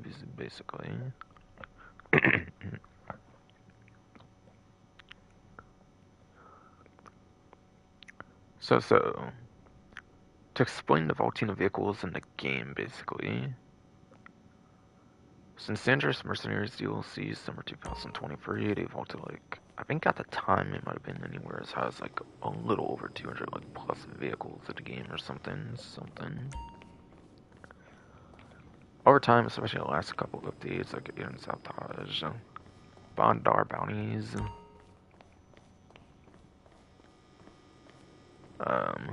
wait no, Bondar bounties, no. Agents of Sabotage. What was the update after that? Again. Oh yeah. Agent Sabotage Money Fronts, and I think this is the latest update. I think they've been bringing vehicles back, basically. Yeah, definitely got all the update names right there this time. So ever since the last couple updates, especially, that number's been dwindling down, especially crazy, if I recall. If yes, I recall, though.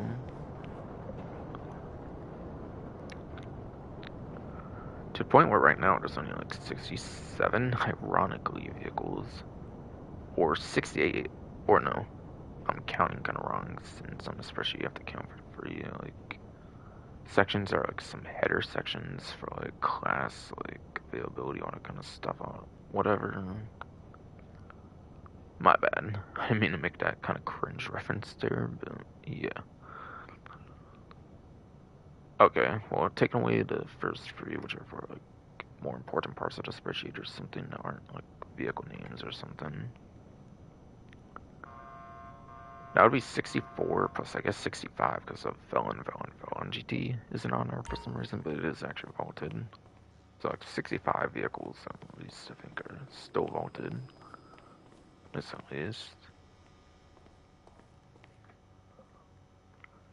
And yeah, summer 2023 Dangerous Mercenaries you'll see it right now, like, May of, like, 2026.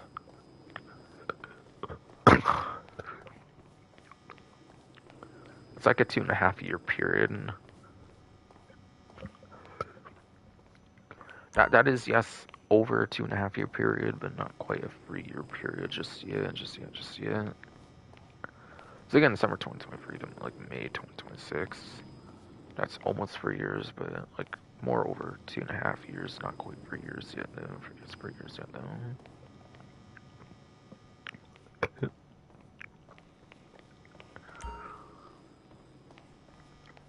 So again, Felon GT's information's not on there because I guess probably 142 things top vaulted or something. We're racing YouTuber GT Online.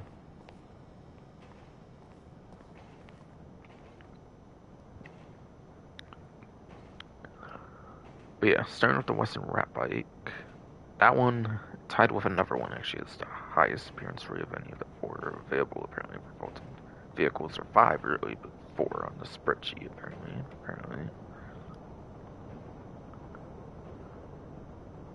But yeah, this one appeared 11 times as of the latest appearance for this particular event, as of the last like 2.5 years since being vaulted, plus.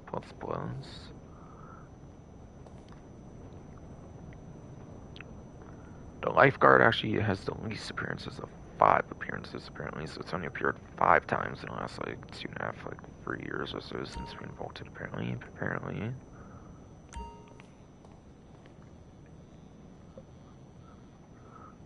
Rapid GT apparently has 10 appearances as of this appearance since being vaulted the last 2.5-ish, almost 3 years. And then NTXF is the same as the Rat Bike at 11 appearances, apparently. Apparently being tied with highest appearance rate for those two, for this particular event, for the vaulted vehicles on a dealership. Size for the outlier fell on GT, whatever.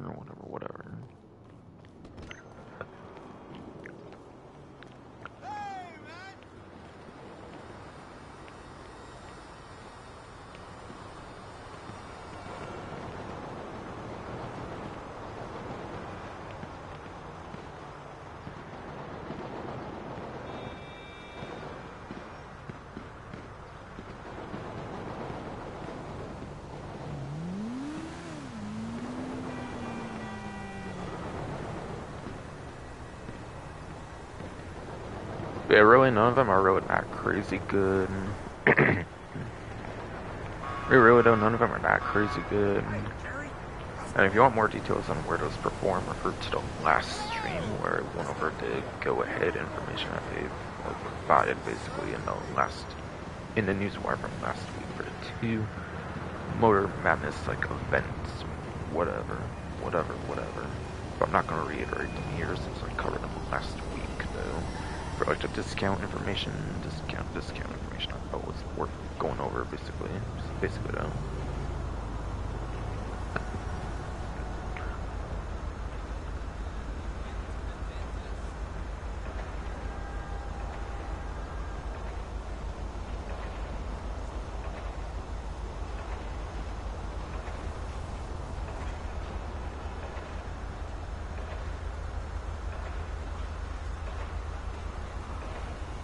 So here's where I usually start going over some money opportunities, but the thing is, all the money opportunities were already covered the last event, and they were already made available by Rockstar themselves for that information, so obviously it took liberty of covering all those basically already, but like, even then some of those were already like on the like main menu already.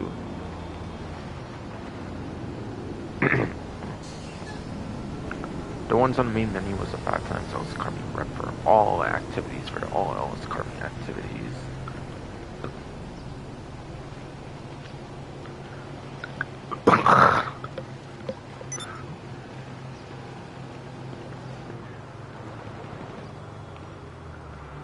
Wait, hiring circuit stuff on money obtaining? Wait, what? Did they say that even? I don't feel like they did.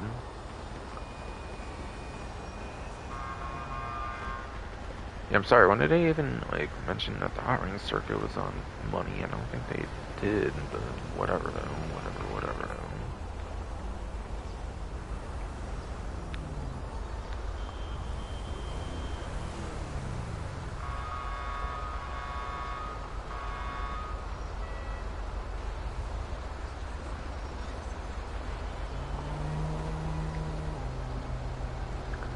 Alright, but yeah, to reiterate the money, like, stuff and everything, like the May 21st, May 27th bonuses that I covered last week since they were available ahead of time into week 1 before this week 2, like, took place. As on the main menu, it listed the 5 times I was Carmi rep for all, like, I was Carmi, like, activities.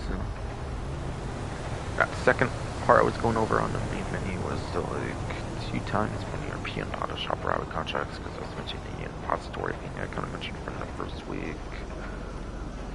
And by the way, I didn't mention, but you can cancel the contracts if it's not the one you're looking for, and you can, like, re-roll and try to get it again.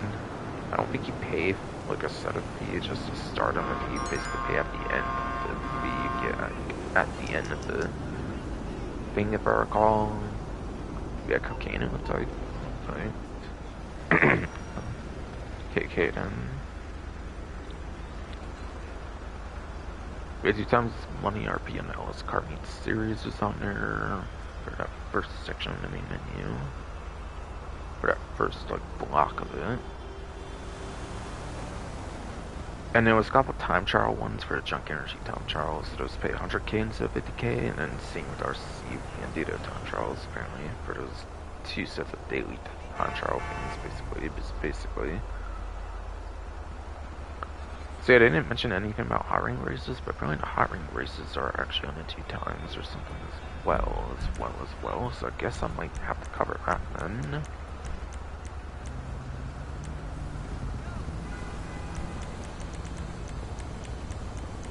They didn't say anything about this. I don't know like why they're on 2 times only, but they are apparently for those 16 race type. For the 16 maps, excuse me, for the hiring circuit races. I don't believe it got more than like 1 boost or something. Again, I think 2 times used to be something like 16-ish K or something. For like 150% permanent boost, I think for like all race types. What ground prize you'll see in summer 2022. So like 24, 25k I think for like 8-10 minutes, whatever max payout. Like timing for like a race.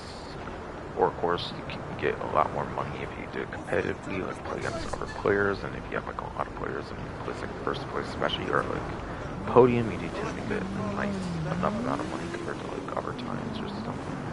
We don't make much like at all or something. To make it worth the while or whatever. But obviously it's pure RNG, like pure luck doing some of that stuff though. So I don't really advise it too much, unfortunately though.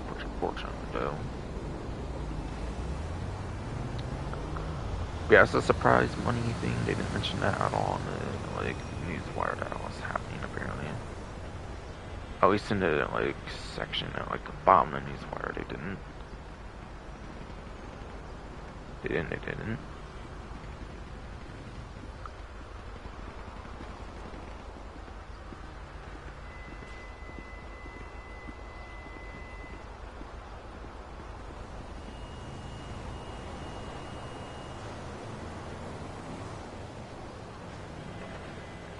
So yeah, I was kind of a surprised one.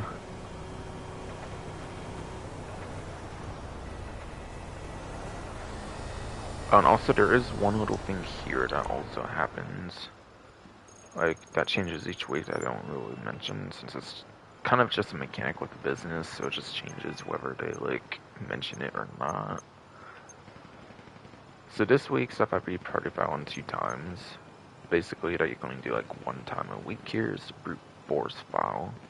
If you only do party files, it's not, unfortunately, all that great of one, say, compared to Fine Art or Project Breakaway, are just the best 2 to run. But if it is your main grind, you can at least do this as party file, and you can still go back to back on like Fine Art and like Project Breakaway. You don't have to like break from that kind of like grind if it's like your main grind, for example. Compared to like some other weeks, you might have to kind of change it up or something. So if you only do party files, then it's not the greatest choice. But if you actually do this as your main one grind and do back to back on like the 2 greatest ones of these 2, then it's actually a good one to have it on.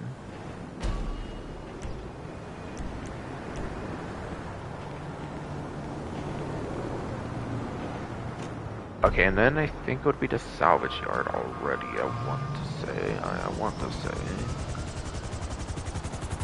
Again, I'm not going to reiterate all those different, like, plans since they gave, like, a week heads up notice on those, like, one I did the last stream, basically. If you want more information on some of the stuff that's on the new stuff, refer to the last stream.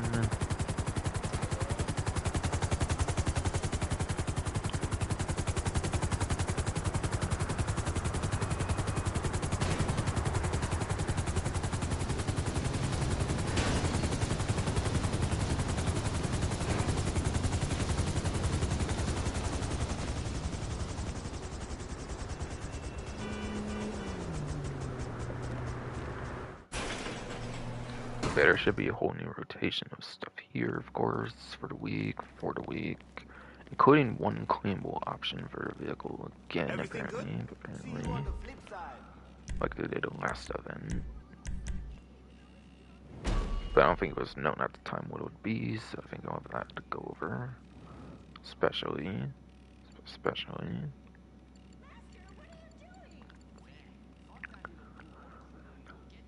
Alright, so,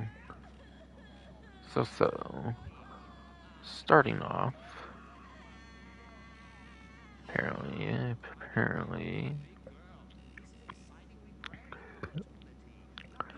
this roster don't go over the most details for these,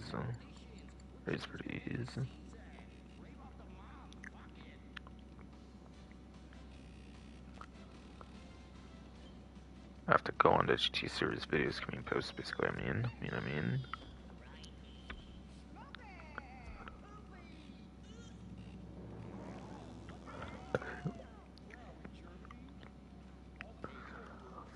So the standard range vehicle for this week apparently is the Doomsday Heist DLC Vapid Hustler.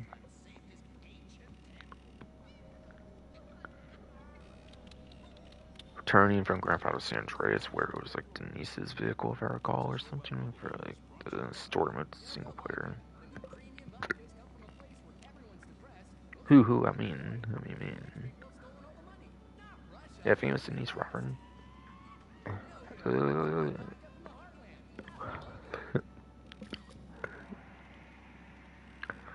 God damn, fuck, that's body, man. Come on, no. Fuck, bro. God, no. But yeah, Vapid Hustler. Doomsday Heist DLC was released in. Also, retro nostalgic vehicle release from Grand Theft Auto San Andreas, where I think it was like Denise's like vehicle, like just story mode, like girlfriend in it. You didn't have to like go out the way, like outside of like the missions to unlock or something for that girlfriend or something. If I remember right. Muscle car class vehicle. Yeah, it's a standard range vehicle for the week.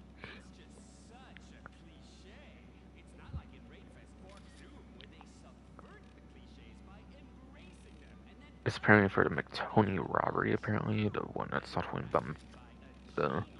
the one that's all the way in bumfuck Pluto Bay, apparently.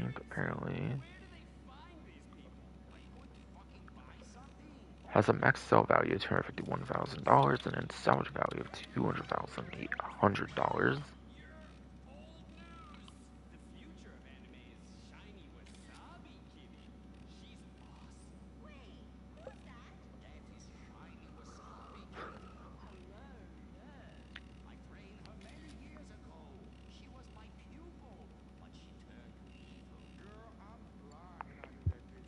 Yeah, I think I mentioned everything I wanted to mention there. And then claimable vehicle this time around is apparently the Obey Omnis from the Cunning Stunts DLC.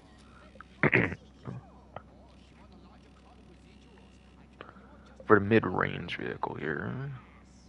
I think that's what I usually call it, at least. Part of the gangbanger robbery. The one at like the Mission Road police station. That's the one apparently for that.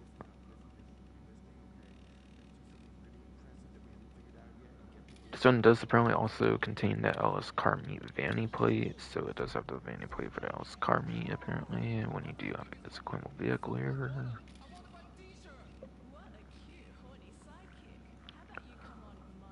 But it has a max sell value of $338,000 and then a salvage value of $270,400 for giving this one to like rare, like free claimable vehicles, or one where you have to spend like a minimal fee compared to spending like on a whole vehicle. You might not if you want to do that at all. You might just want to keep it for yourself, really though. So the Albay Omnis is in the sports class, apparently. So that's a pretty mid-tier sports car, if I remember right, as well.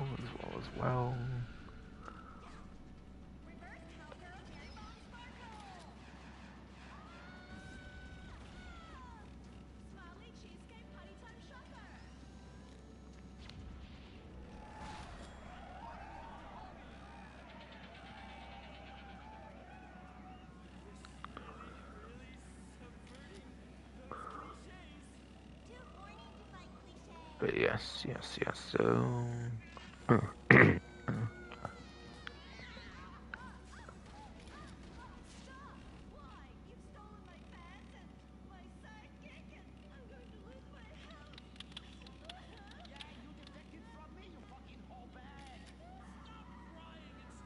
apparently a J tier sports class vehicle compared to Omnis. According to Roughly 152's vehicle spreadsheet. Recent YouTuber GT09. And it is 89th place for lap time.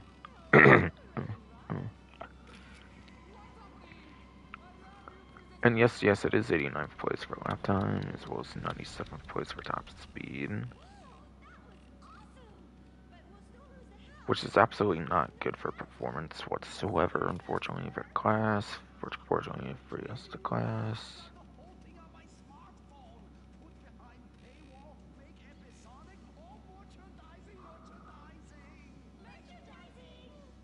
'80s and '90s, regardless of platform, is just not a really good performance in a class of 117 vehicles, even. But yeah, it's one of those like rally-ish style of sport cars that might have some better off-road traction compared to like a lot of your off-road compared to a lot of your sports cars in the game, being a rally off-roady one. Might have some best off-road traction kind of stuff compared to like most other sport cars in the game.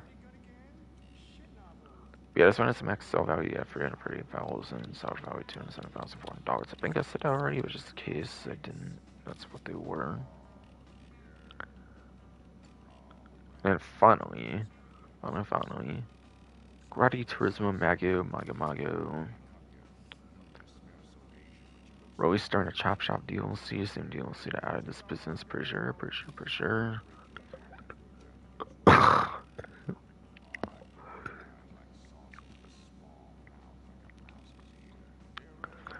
Yeah, I don't think they added vehicles past Chop Shop DLC in this thing, if I recall. If I recall, probably.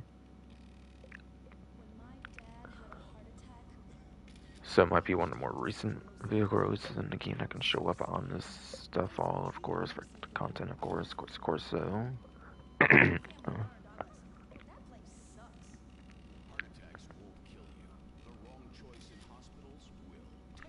Yeah, so a little bit retro nostalgic, basically, like Turismo, and the Turismo is like pretty iconic supercar for basic Turismo from pretty Universe GT games.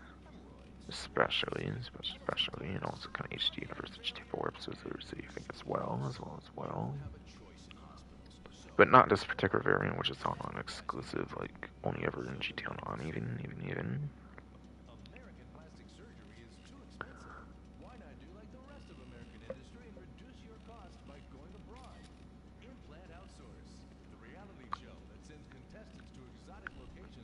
And it's apparently part of the cargo ship robbery. Apparently. And yeah, it has a max sell value for its top range vehicle here, by the way, for the event. With max sell value, yes, of $408,000. And a salvage value of $326,400.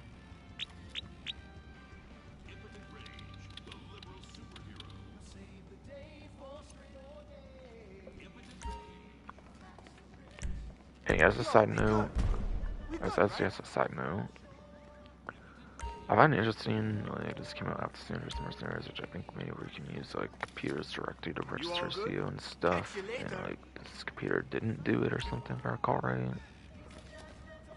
See, I think, like, for the longest time you had to use CO Mini for auto registering and stuff, like, if I remember right. Like, for, like, Standards Mercenaries DLC or something. Whatever though. So I want to say this is like the last true thing of new content, maybe to go over for like event content that wasn't like already specified like on like Newswire or something. Unless again it's like a community series now that's new or something. And yeah, whoops. I'm in community jobs, obviously. Okay, there is a new map, so I'll get to that some point here, some point here. I might reiterate a lot of the remaining stuff, of course. I won't go into too much detail with, of course, simply because obviously I already talked about it like last event, though.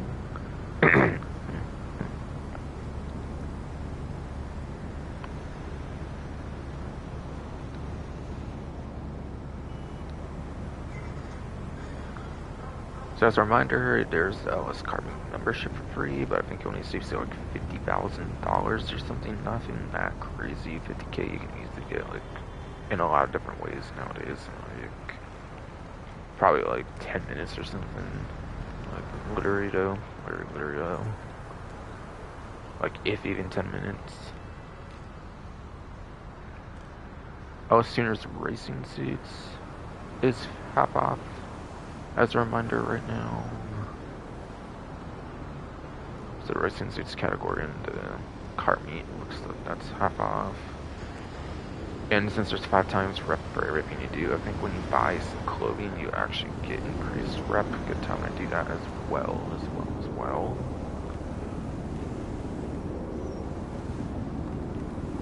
All Benny's conversion upgrades are 50% off as a reminder.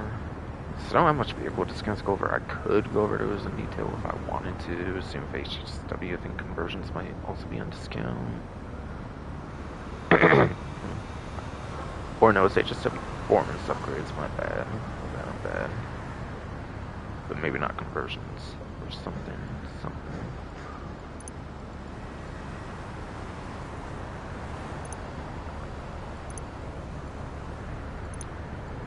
So any customized examples will be on discount for the conversion costs or whatever.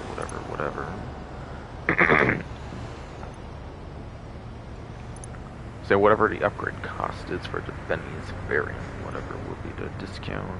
So they don't show us discounts, but it's the more hidden cost of the vehicle when you do the custom example. I can't really show what those are, unfortunately.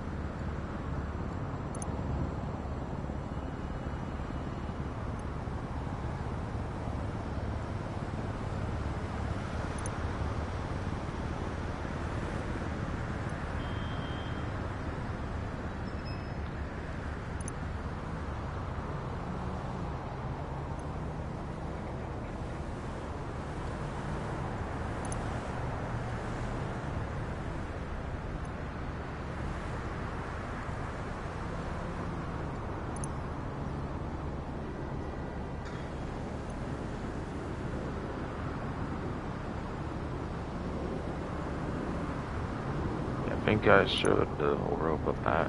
Yeah, we probably left off. Only counted to go over that one, yeah.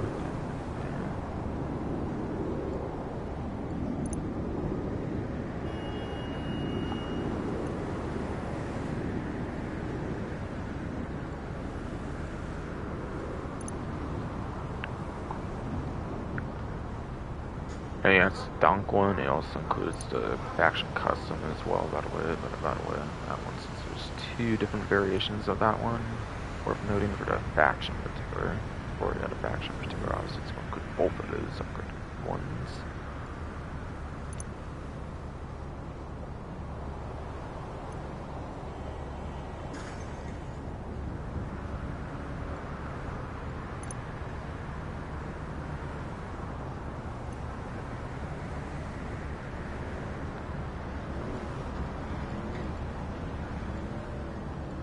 I think I left off on that one. Don't think I skipped one by accident, I'm pretty sure. At all.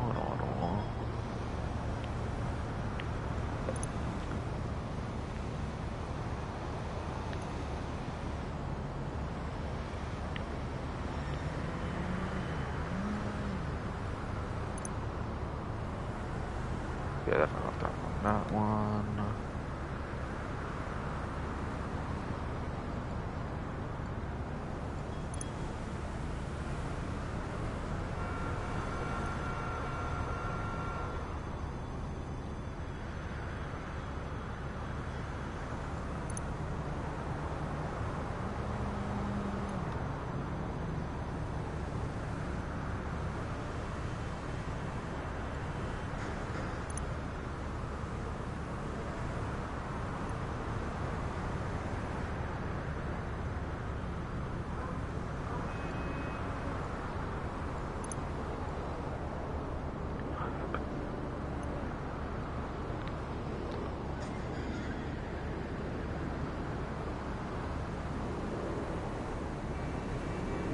Alright, well, no, that's free. It looks like to show off. There's customized examples on the website.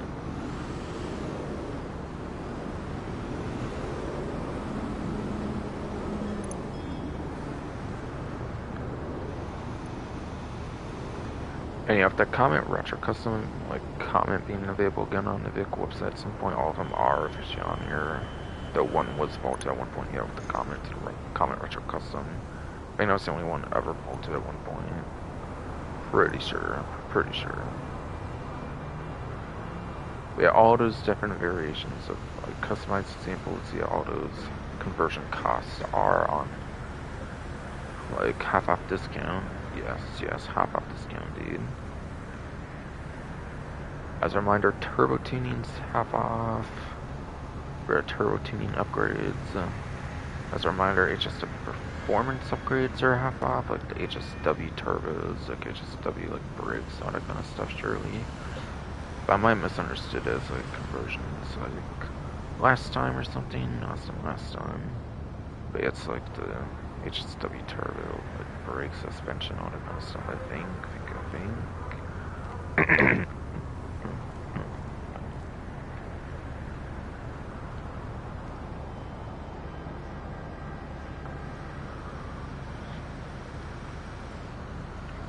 Free horn customizations are still a thing, of course, by the way.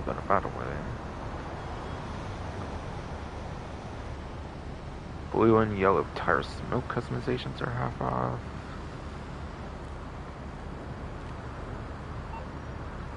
The auto shops, I probably mentioned more details on those, of course, still last event, but as a reminder, the auto shop, like, property is the one on discount.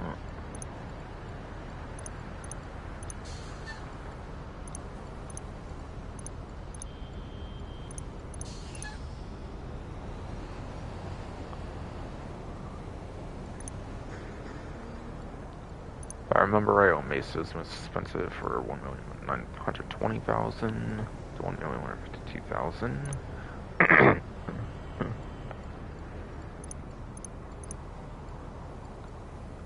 Style is just quick cosmetic to go for it quick, since I definitely went over it last time. Pretty sure 100%, 100%.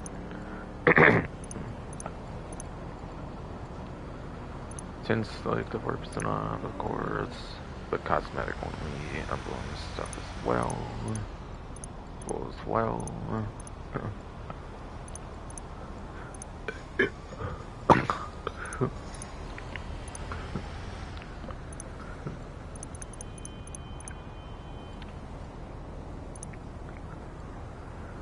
First real true like modification, like renovation kind of thing, whatever, like that's all that worthwhile in discount is obviously the staff members that help out with the like automatic deliveries. Albeit it is better to actually deliver them yourself. If you deliver them yourself, with contract DLC onwards, like the update came out after 2 years, I think they made it where if you self-deliver them, you actually get some carving reputation, and that should be about times, obviously, for the event as well. So you want to be doing those deliveries on hand for that reputation, because it does not work as reputation methods when they do it, unfortunately, though. You actually don't get the reputation when the staff do it, though.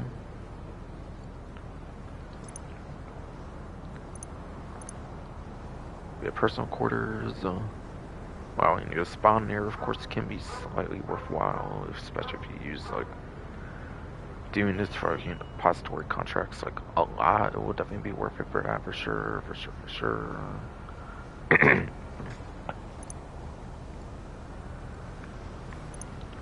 And car lift allows for a second vehicle, which means you can do more lasagna and deliveries for some extra little carmy reputation, especially for this event for 5 times rep. And all kinds of stuff, all kinds of stuff.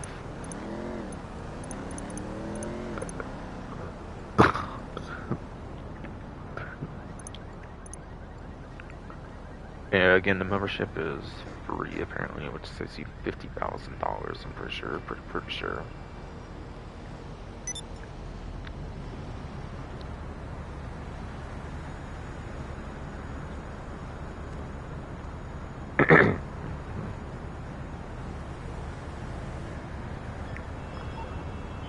And yeah, I think I was predicting it was going to be standalone garages for Dynasty 80. I'm pretty sure that's what it would be. Not like any other garage. I mean, when I say garages, it means the most basic garages in the game. For the ones on the Dynasty 8 website, there are standalone garages.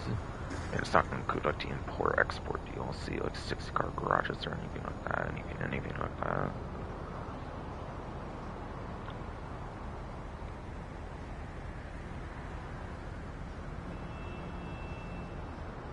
Yes, yes, indeed. As expected, it does not include any with apartments, unfortunately. So if you're looking for more, like, heist locations for 2015 heists, you're not going to get those with the discounts, unfortunately. So wait for a different sale if you need some more locations for like 2015 heists or something.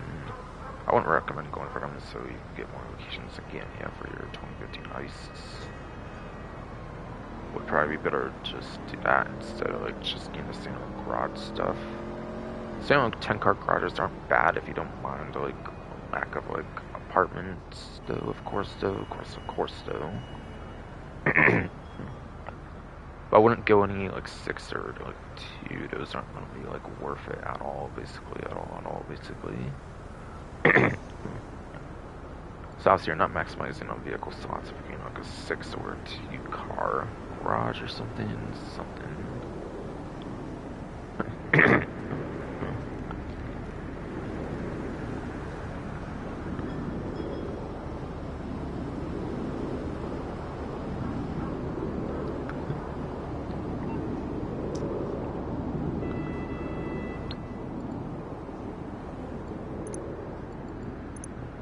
And then vehicle discounts.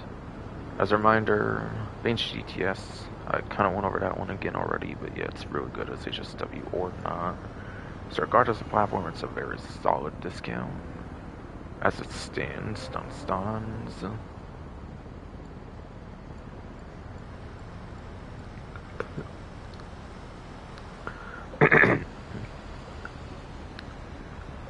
Cypher and the Vector were the other 2 on that dealership, so I already spoke of those. Cypher isn't really that good aside for the trick tuning, I would say again. Vector can be good for your street pursuit races, since it is like the 3rd best lap time, I'm pretty sure, in the game. For the tuner subclass vehicles, there's something, but also it's abysmal top speed though, unfortunately no.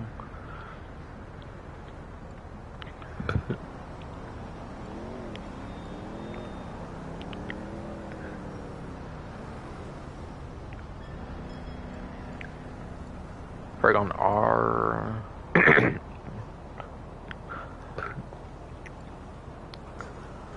This one got succeeded by the Paragon S is my point, plus there's also the armored one you can also get for the casino like story missions as well or something.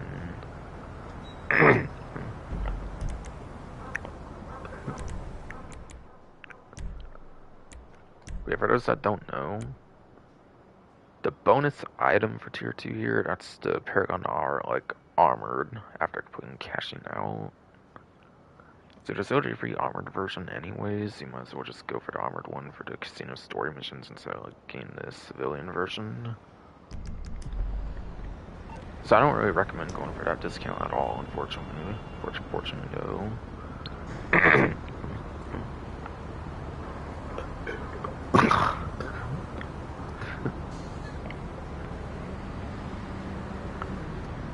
And then the Felon GTs on discount from the dealership earlier, so the Lifeguard. Hot Rod Blazer apparently has on discount.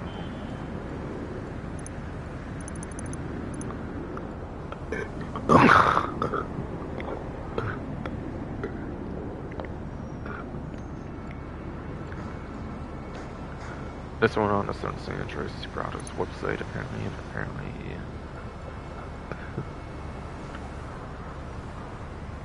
For Blazers, I think you mostly want like the Street Blazer and like the Blazer Aqua, I think are the more useful Blazers in the game, I believe are definitely the Street Blazer, like the Blazer Aqua are definitely like the most useful couple Blazers in the game.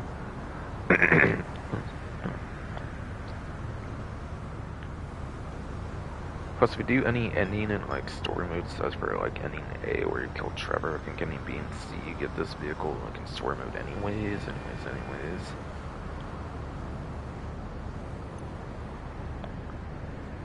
So yeah, performance definitely wouldn't be the greatest on that one anyways.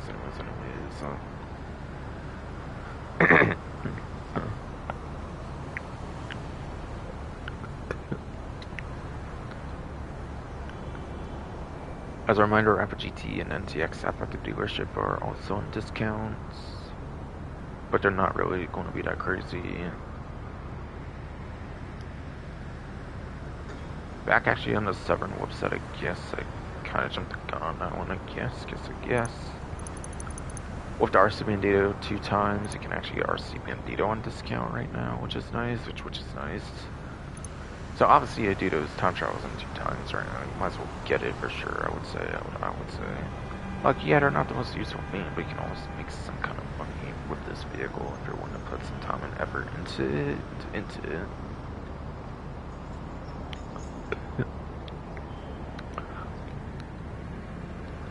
I mean, it's definitely kind of pretty worth it then.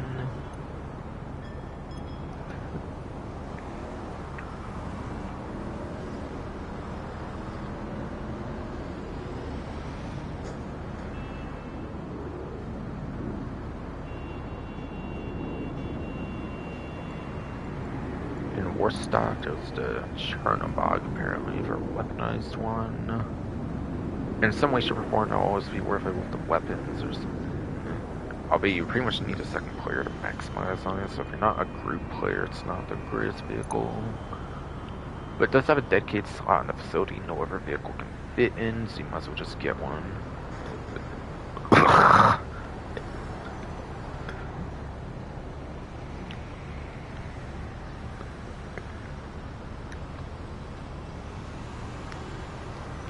It does, yes, fuck that's body for some currently being a prick anymore though. But yes, so. But yeah, the Chernobog. Yeah. Always some kind of useful vehicle, being a weaponized kind of vehicle, but yeah. If you're a solo player, not really like a group player, it's probably not going to be that useful, but it's also kind of worth noting it does have a specific vehicle slot in the facility that no other vehicle can occupy. So you might as well just get one anyways, especially when it's like a low 6-digit cost. A 6-digit cost, which is pretty low anyways. That's what I meant to say there, really though. That can never be a nice one. Next one's on the legendary once again. I think it's the Torero, it seemed like it was.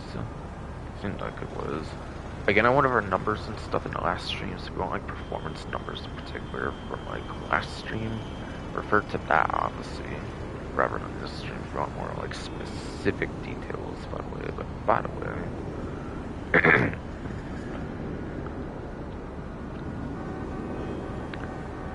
Yeah, if I remember right, it's like B tier for sports classics, which isn't really like top 10 anymore, if I recall. I think it's like right outside top 10 at least for lap time. It's not really like top 10 anymore with all the crazier sport classics that got added in this update alone, adding like quite a couple really good sport classics. This update did actually, and it's the latest one for sure though. So at least on preference of HSW sport classic vehicles, you probably shouldn't get this one, but without HSW into account, like on legacy platforms, it might be kind of fine.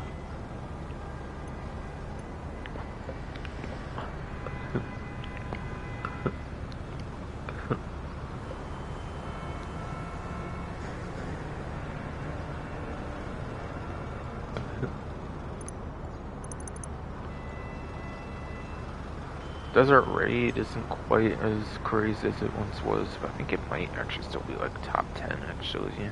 Actually.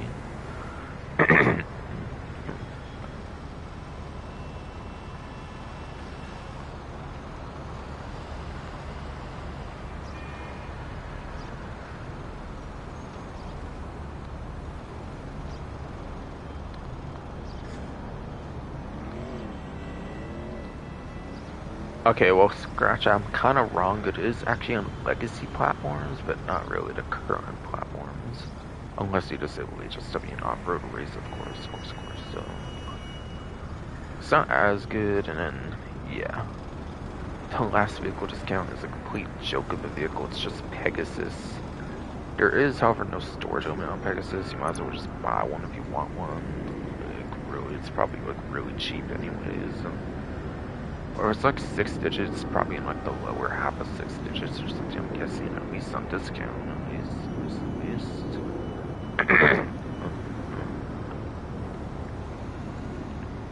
And that is the Dash Hound. Yeah, I'm not kidding, this is the last vehicle discount, and yeah, this is a vehicle discount. It's just a Pegasus, like, bus kind of vehicle, really though.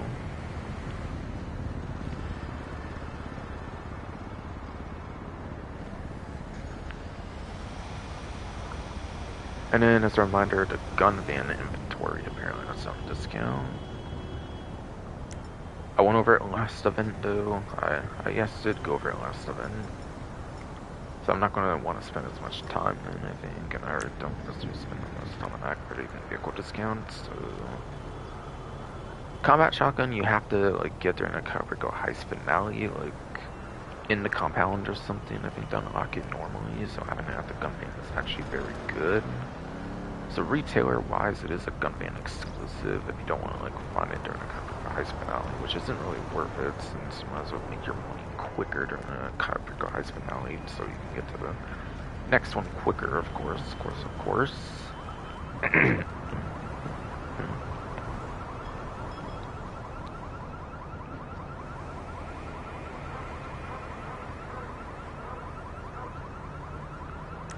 I don't have it in here, but the precision rifle is actually like a sniper rifle available. It's basically this and the Marksman Rifle Mark II combined. Marksman Rifle Mark II basically just takes the lock-on part, and I think it's basically otherwise like the sniper rifle. Basic sniper rifle. It's only really good precision like the name suggests, apparently though.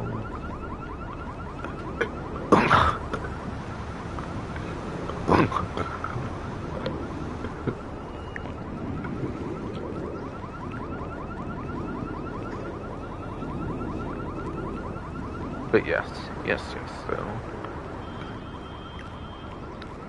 Yes, the name suggests so, it's only really good for precision. But you can always lock them with like just a basic pistol or something, which basically gives you just about the same precision. They really dropped the ball on the precision rifle, especially when it had like no attachments to add to it or anything either.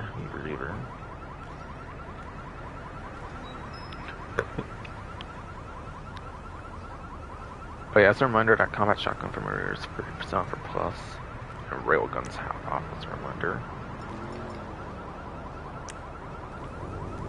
Let's just install Safehouse itself here.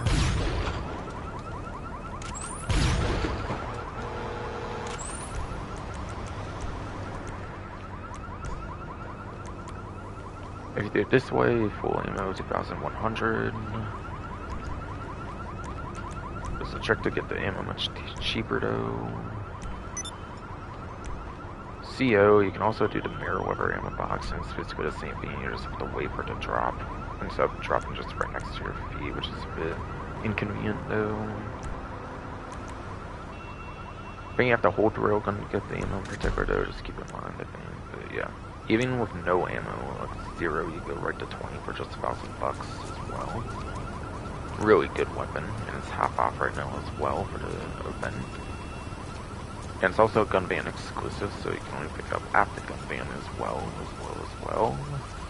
No other way of obtaining that, I'm pretty sure since we're just buying it straight from the gun van.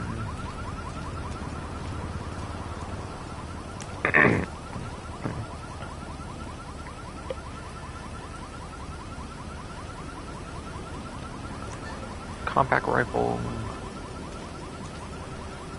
Pretty much all the other assault rifles in the game good at like mid to long range. This one's more for short mid range. I think assault is usable on like motorcycles as a drop-by weapon, and it's a drum magazine with 100 ammo, which is the most of any assault rifle in the game.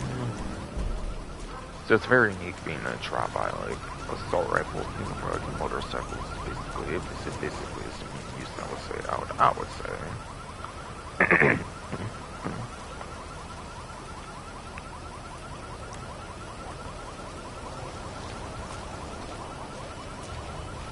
MG, nowhere near as crazy as Com MG, which has the first person, like, no recoil, like the Mark II upgrade, and, like, reskins of the basic Mark II. MG is nowhere near as good, unfortunately, so it's kind of just going to send a weapon wheel or something for the most part, or for the most part.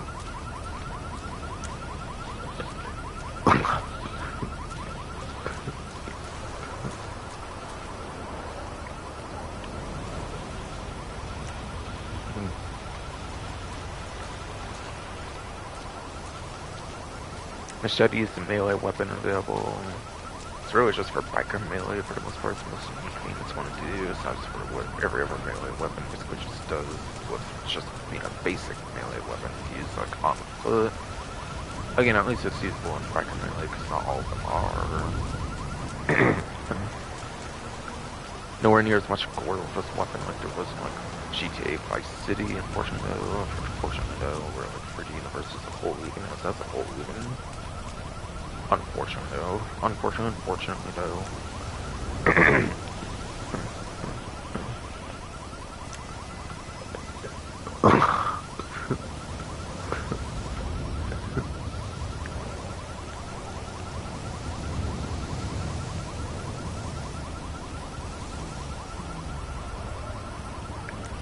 And the throwables, tear gas, good for room clearing.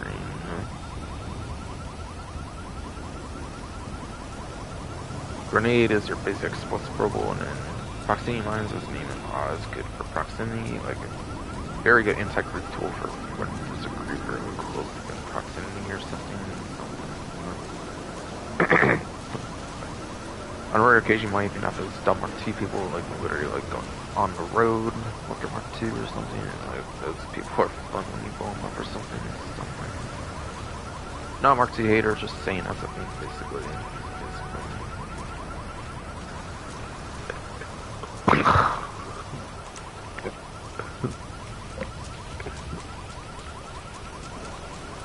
Fuck ass body for somewhere anymore. Come on, man. Come on, man. Fuck.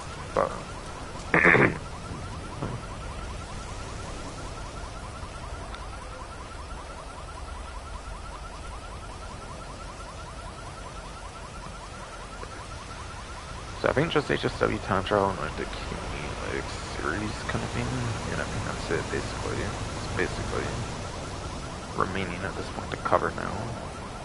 Oh no. Alright, good, the stream's still working, nice, good.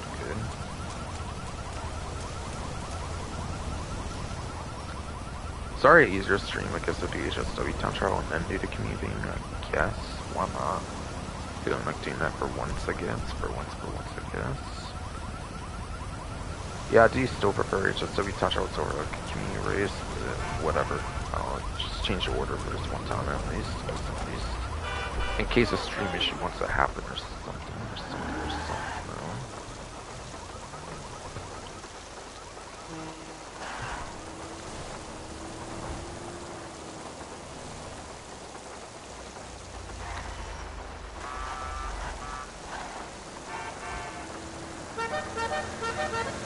So as a reminder, if you want to use Robotic Buffalo EPX as a vehicle for HSW town trials, you do have to unfortunately have the silk lines off, as I removed from the last stream, unfortunately though. Same with the Itali G2 Stinger TT, or I think it's just known as the Stinger TT now. The Stinger TT also is like that, by the way. But at least you can actually make them usable in like the weaponized sickness, which is permanently unusable since they made that change, like I mentioned unfortunately earlier in the stream. I don't know why they changed it, but they did. Even when you could use it, wouldn't let you use the weapon. I don't know like why they did that dumb change in the first place on the weapon sickness. So you can only use that one in like races, unfortunately. I feel like they should revert that change. It's not even the most useful supercar in races anymore. Oh, there's an export vehicle. I kind of want to do that. Man. It's shorter stream anyways. Might as well do that and do the HSW thing or something. I guess.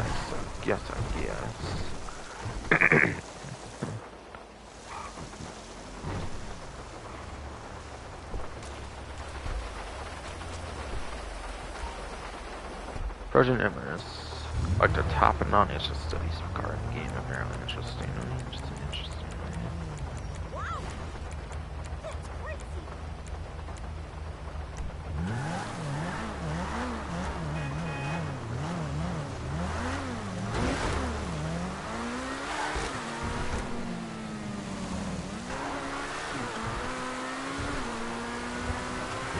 That's crazy!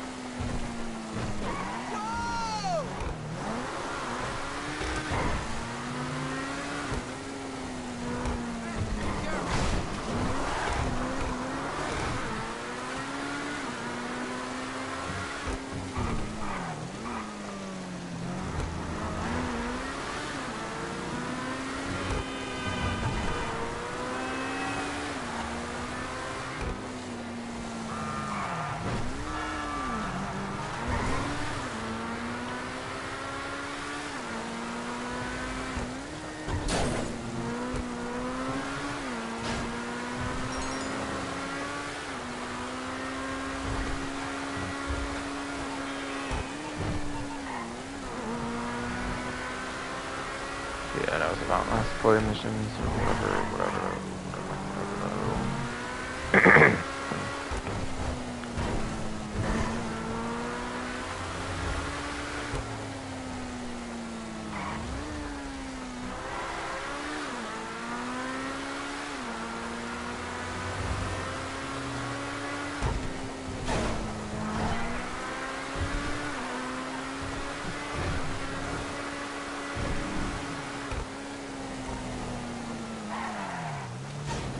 Alright, if I wanted to get me a discount, send all that I could, I guess, since I know what it is, but it was already on the newswire for a couple weeks. I literally covered it for what we were last stream anyways, where I couldn't seem to find a good man at all that time. Like, I didn't naturally encounter it, I wasn't going way to encounter it either. Alright, rank 255, let's go. Get like 50k each rank now as well, which is nice. Which is the estimate. The vehicle discount on the Oxygen Motorsport.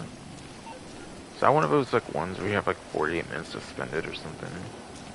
Oh yeah, and the 20k from the vehicle. 70k at once now, that's nice. Because of that, because of the vehicle, I'm assuming. For like a one-time kind of thing. Unless I get good timing like that again or something. Alright, hopefully now I can go for the HSW time trial. Like, actually, though, without running into another one of those, of course, though.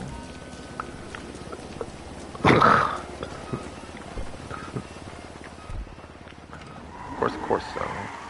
But.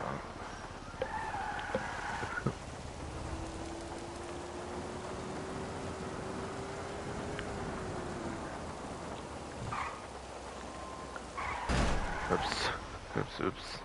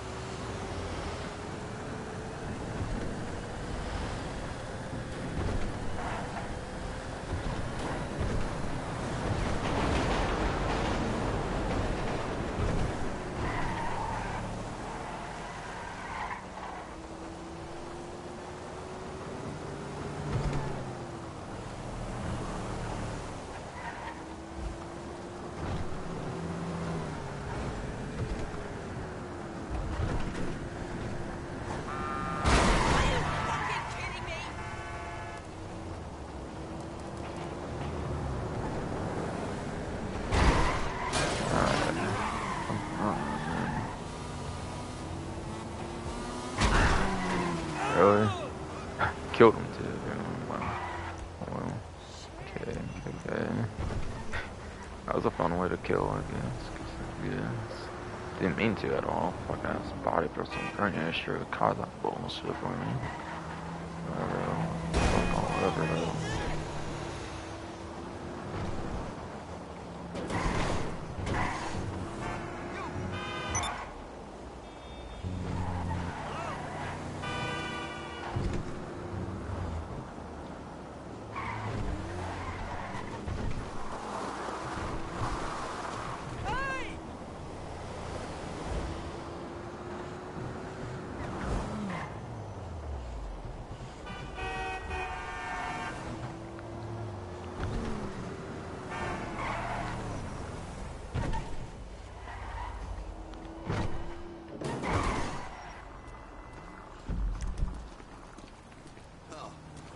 Oh, that's a crime scene. I don't really care about that anymore. They're not that hard to go over. You don't have to wait for. It's not that long to do or anything. But I just don't really care to do that, really though, or really though.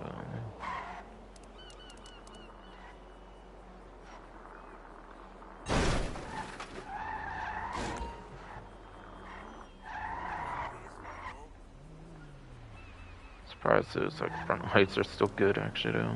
Like low keto, keto.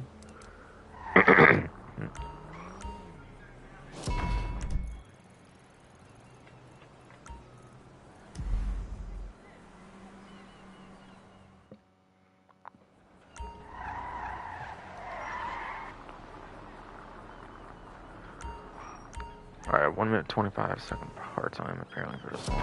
Okay. Awesome. I'm confident about this one. It's just gonna solve acceleration, so even like if it slows down, at least you get right back up to speed anyways.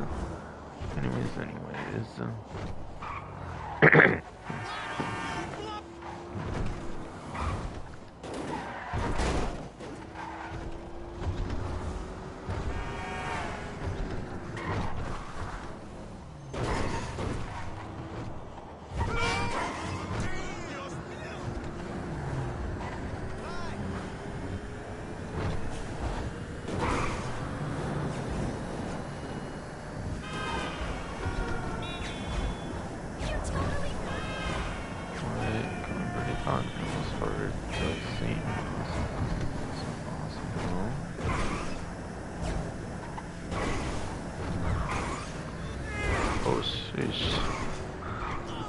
Not too shabby, not too all shabby.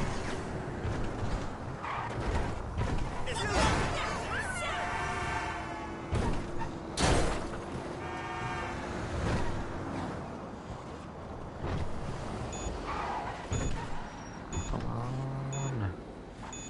on. Okay, good.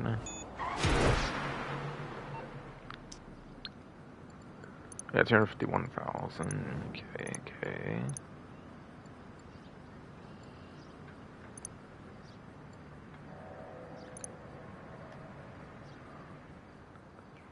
We have $7,434,177. Let's see.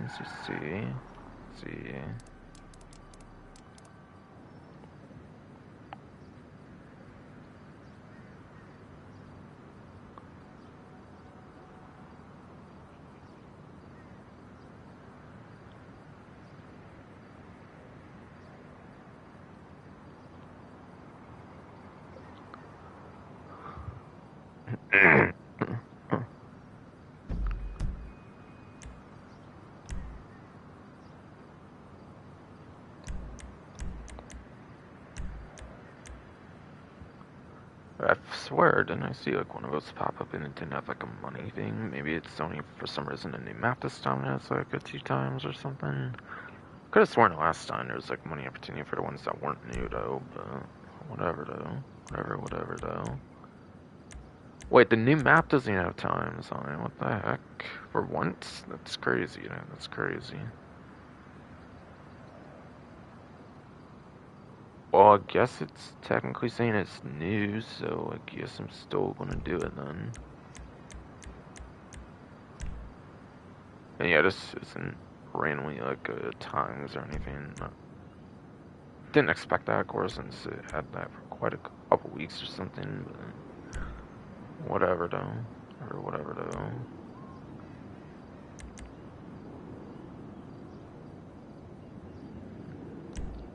So after doing this thing that's apparently new, but also not any tons of money for like the community series thing, I might as well just do it since it's new, I suppose.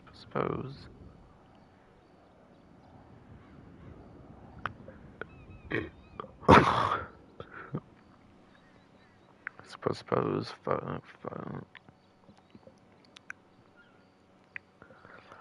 Alright, so the standard GTA non-contact for the race types, not rally though. This car's only fit one person after all. So that makes sense. 2 laps that follow, but I'll change it to 1.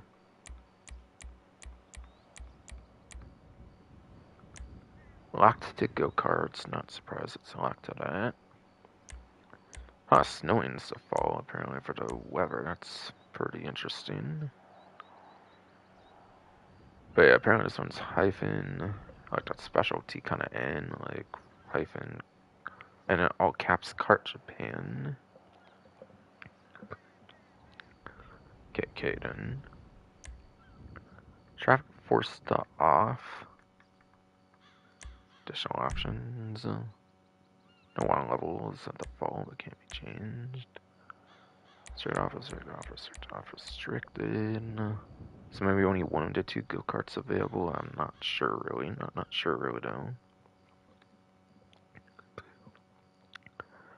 Or maybe go-karts is kind of considered like restricted sports. Something I forget. Catch up off can be put on though. And slipstream on can be put to off though. Let's see. And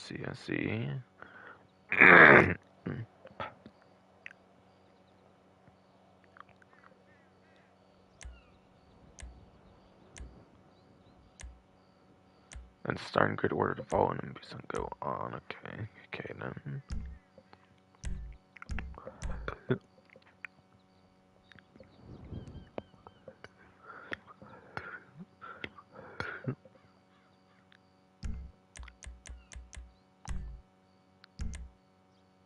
Oh yeah, map. I almost forgot to show that actually. Alright. Yeah, looking at lifetime heavy and surprisingly and unsurprisingly.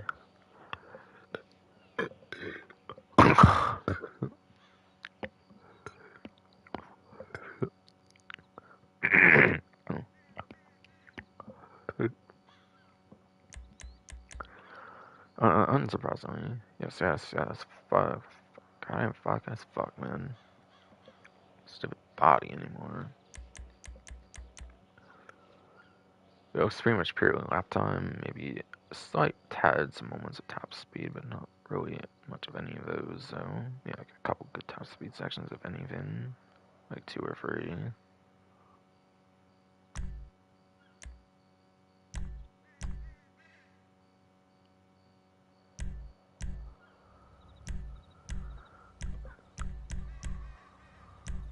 Yeah, maybe it just has something to do with the fact it's carts, when it's like a portion of sports for like considered restricted, and not like custom on or something maybe then.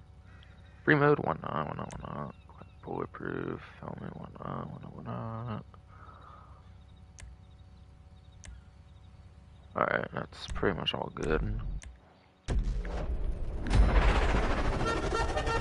It definitely seemed like it was snowing at the fall in this, yes, and I got what it do that. So cool. Interesting.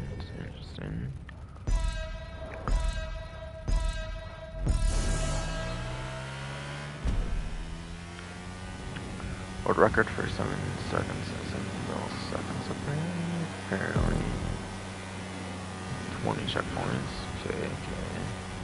I'm expecting like a minute-ish, not even 2 minutes, obviously at most, of course, though.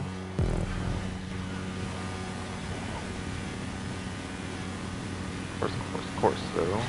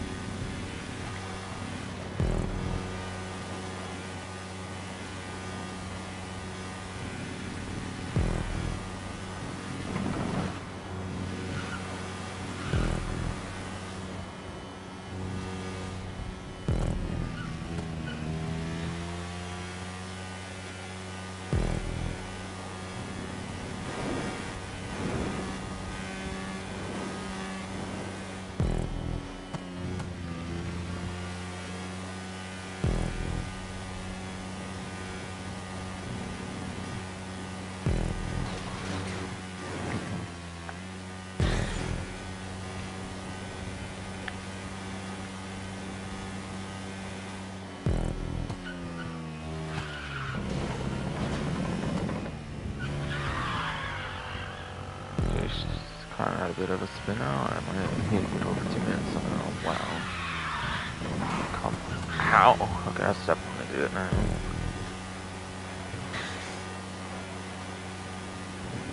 Yeah, if I played it a bit different, maybe I could have had under 2 minutes for sure. I wasn't expecting having a couple crash outs at the near the end, though. It was alright with the like, Japanese, I guess. I feel it's like one of the only forced snow like races in this community stuff they've done. I could be wrong though, or at least for non like Christmas like themed ones, or like holiday themed ones or something. Something though. It was like alright to decent. I don't know, maybe not just seen those positive things, no like money thing going on at all.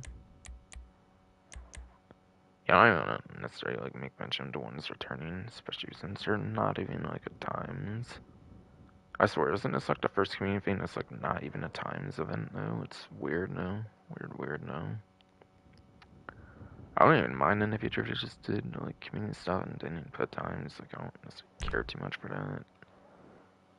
Like, I already pay pretty minimal amounts even without that anyways, so like, whatever though. Whatever though.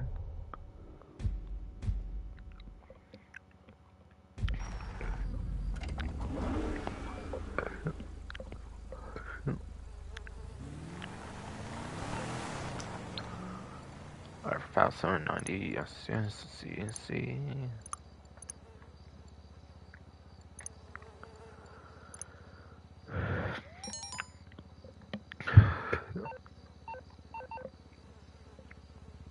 $7,441,942 a see.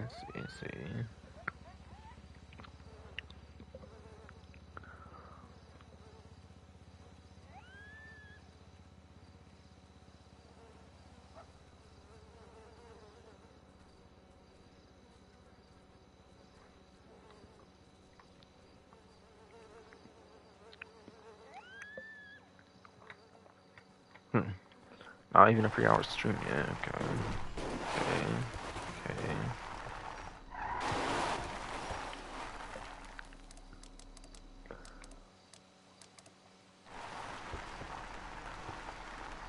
But yeah, I don't know, maybe I can go more in particular on this stuff, I guess. It's like the hashtag WEG, all caps, space Cupid's castle.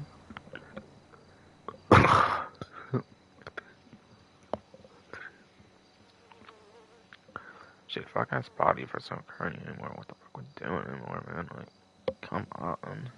Like, come on, man. Fuck.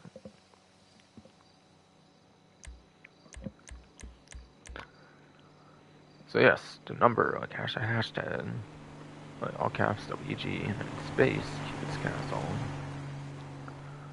Returns, and like all caps, and all lowercase go-kart, space, capital D, docs, and space, and all lowercase r, race, all lowercase race, returns, and then, hold on, no. Just about it, I have something in my notepad, maybe just in case. Alright, no, that did not return, no, unfortunately. Looks like that. Looks like that. But I was on the go-kart docks race one, yes, before. Yeah, MB, like capital MB, space, go, like capital G, dot though, and space 5, whatever. And yeah, it was like the hyphen on the left, that special N kind of thing, hyphen on the right, space, all caps car, space, all caps, and there's a new map, and then finally outdoor go-karts, go hyphen karts, and then like W underscore is a Cartland. Those two, like after that one map I was talking about earlier that I played earlier, of course I'll return for those last two.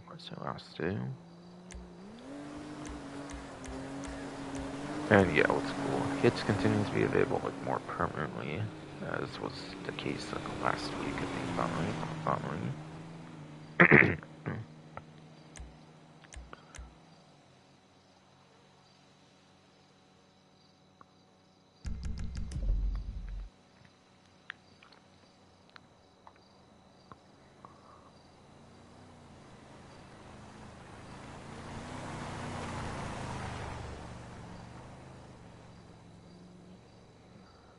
Alright, well I definitely surely covered everything that like wasn't like it would be covered last week, and then I also kind of quickly went over some of the stuff, of course, and everything. Like was like mentioned the last event ended up being almost a 3-hour stream, not quite 3 hours. Like I was maybe kind of hoping that like most for I don't know, more interacting with the game, I guess. But for once, it's nice we want to have one of these be much shorter. Since I wish it would go over the week 2 stuff they shared, that was happening for week 2, of course. Or this 2-week Order Madness thing, whatever thing.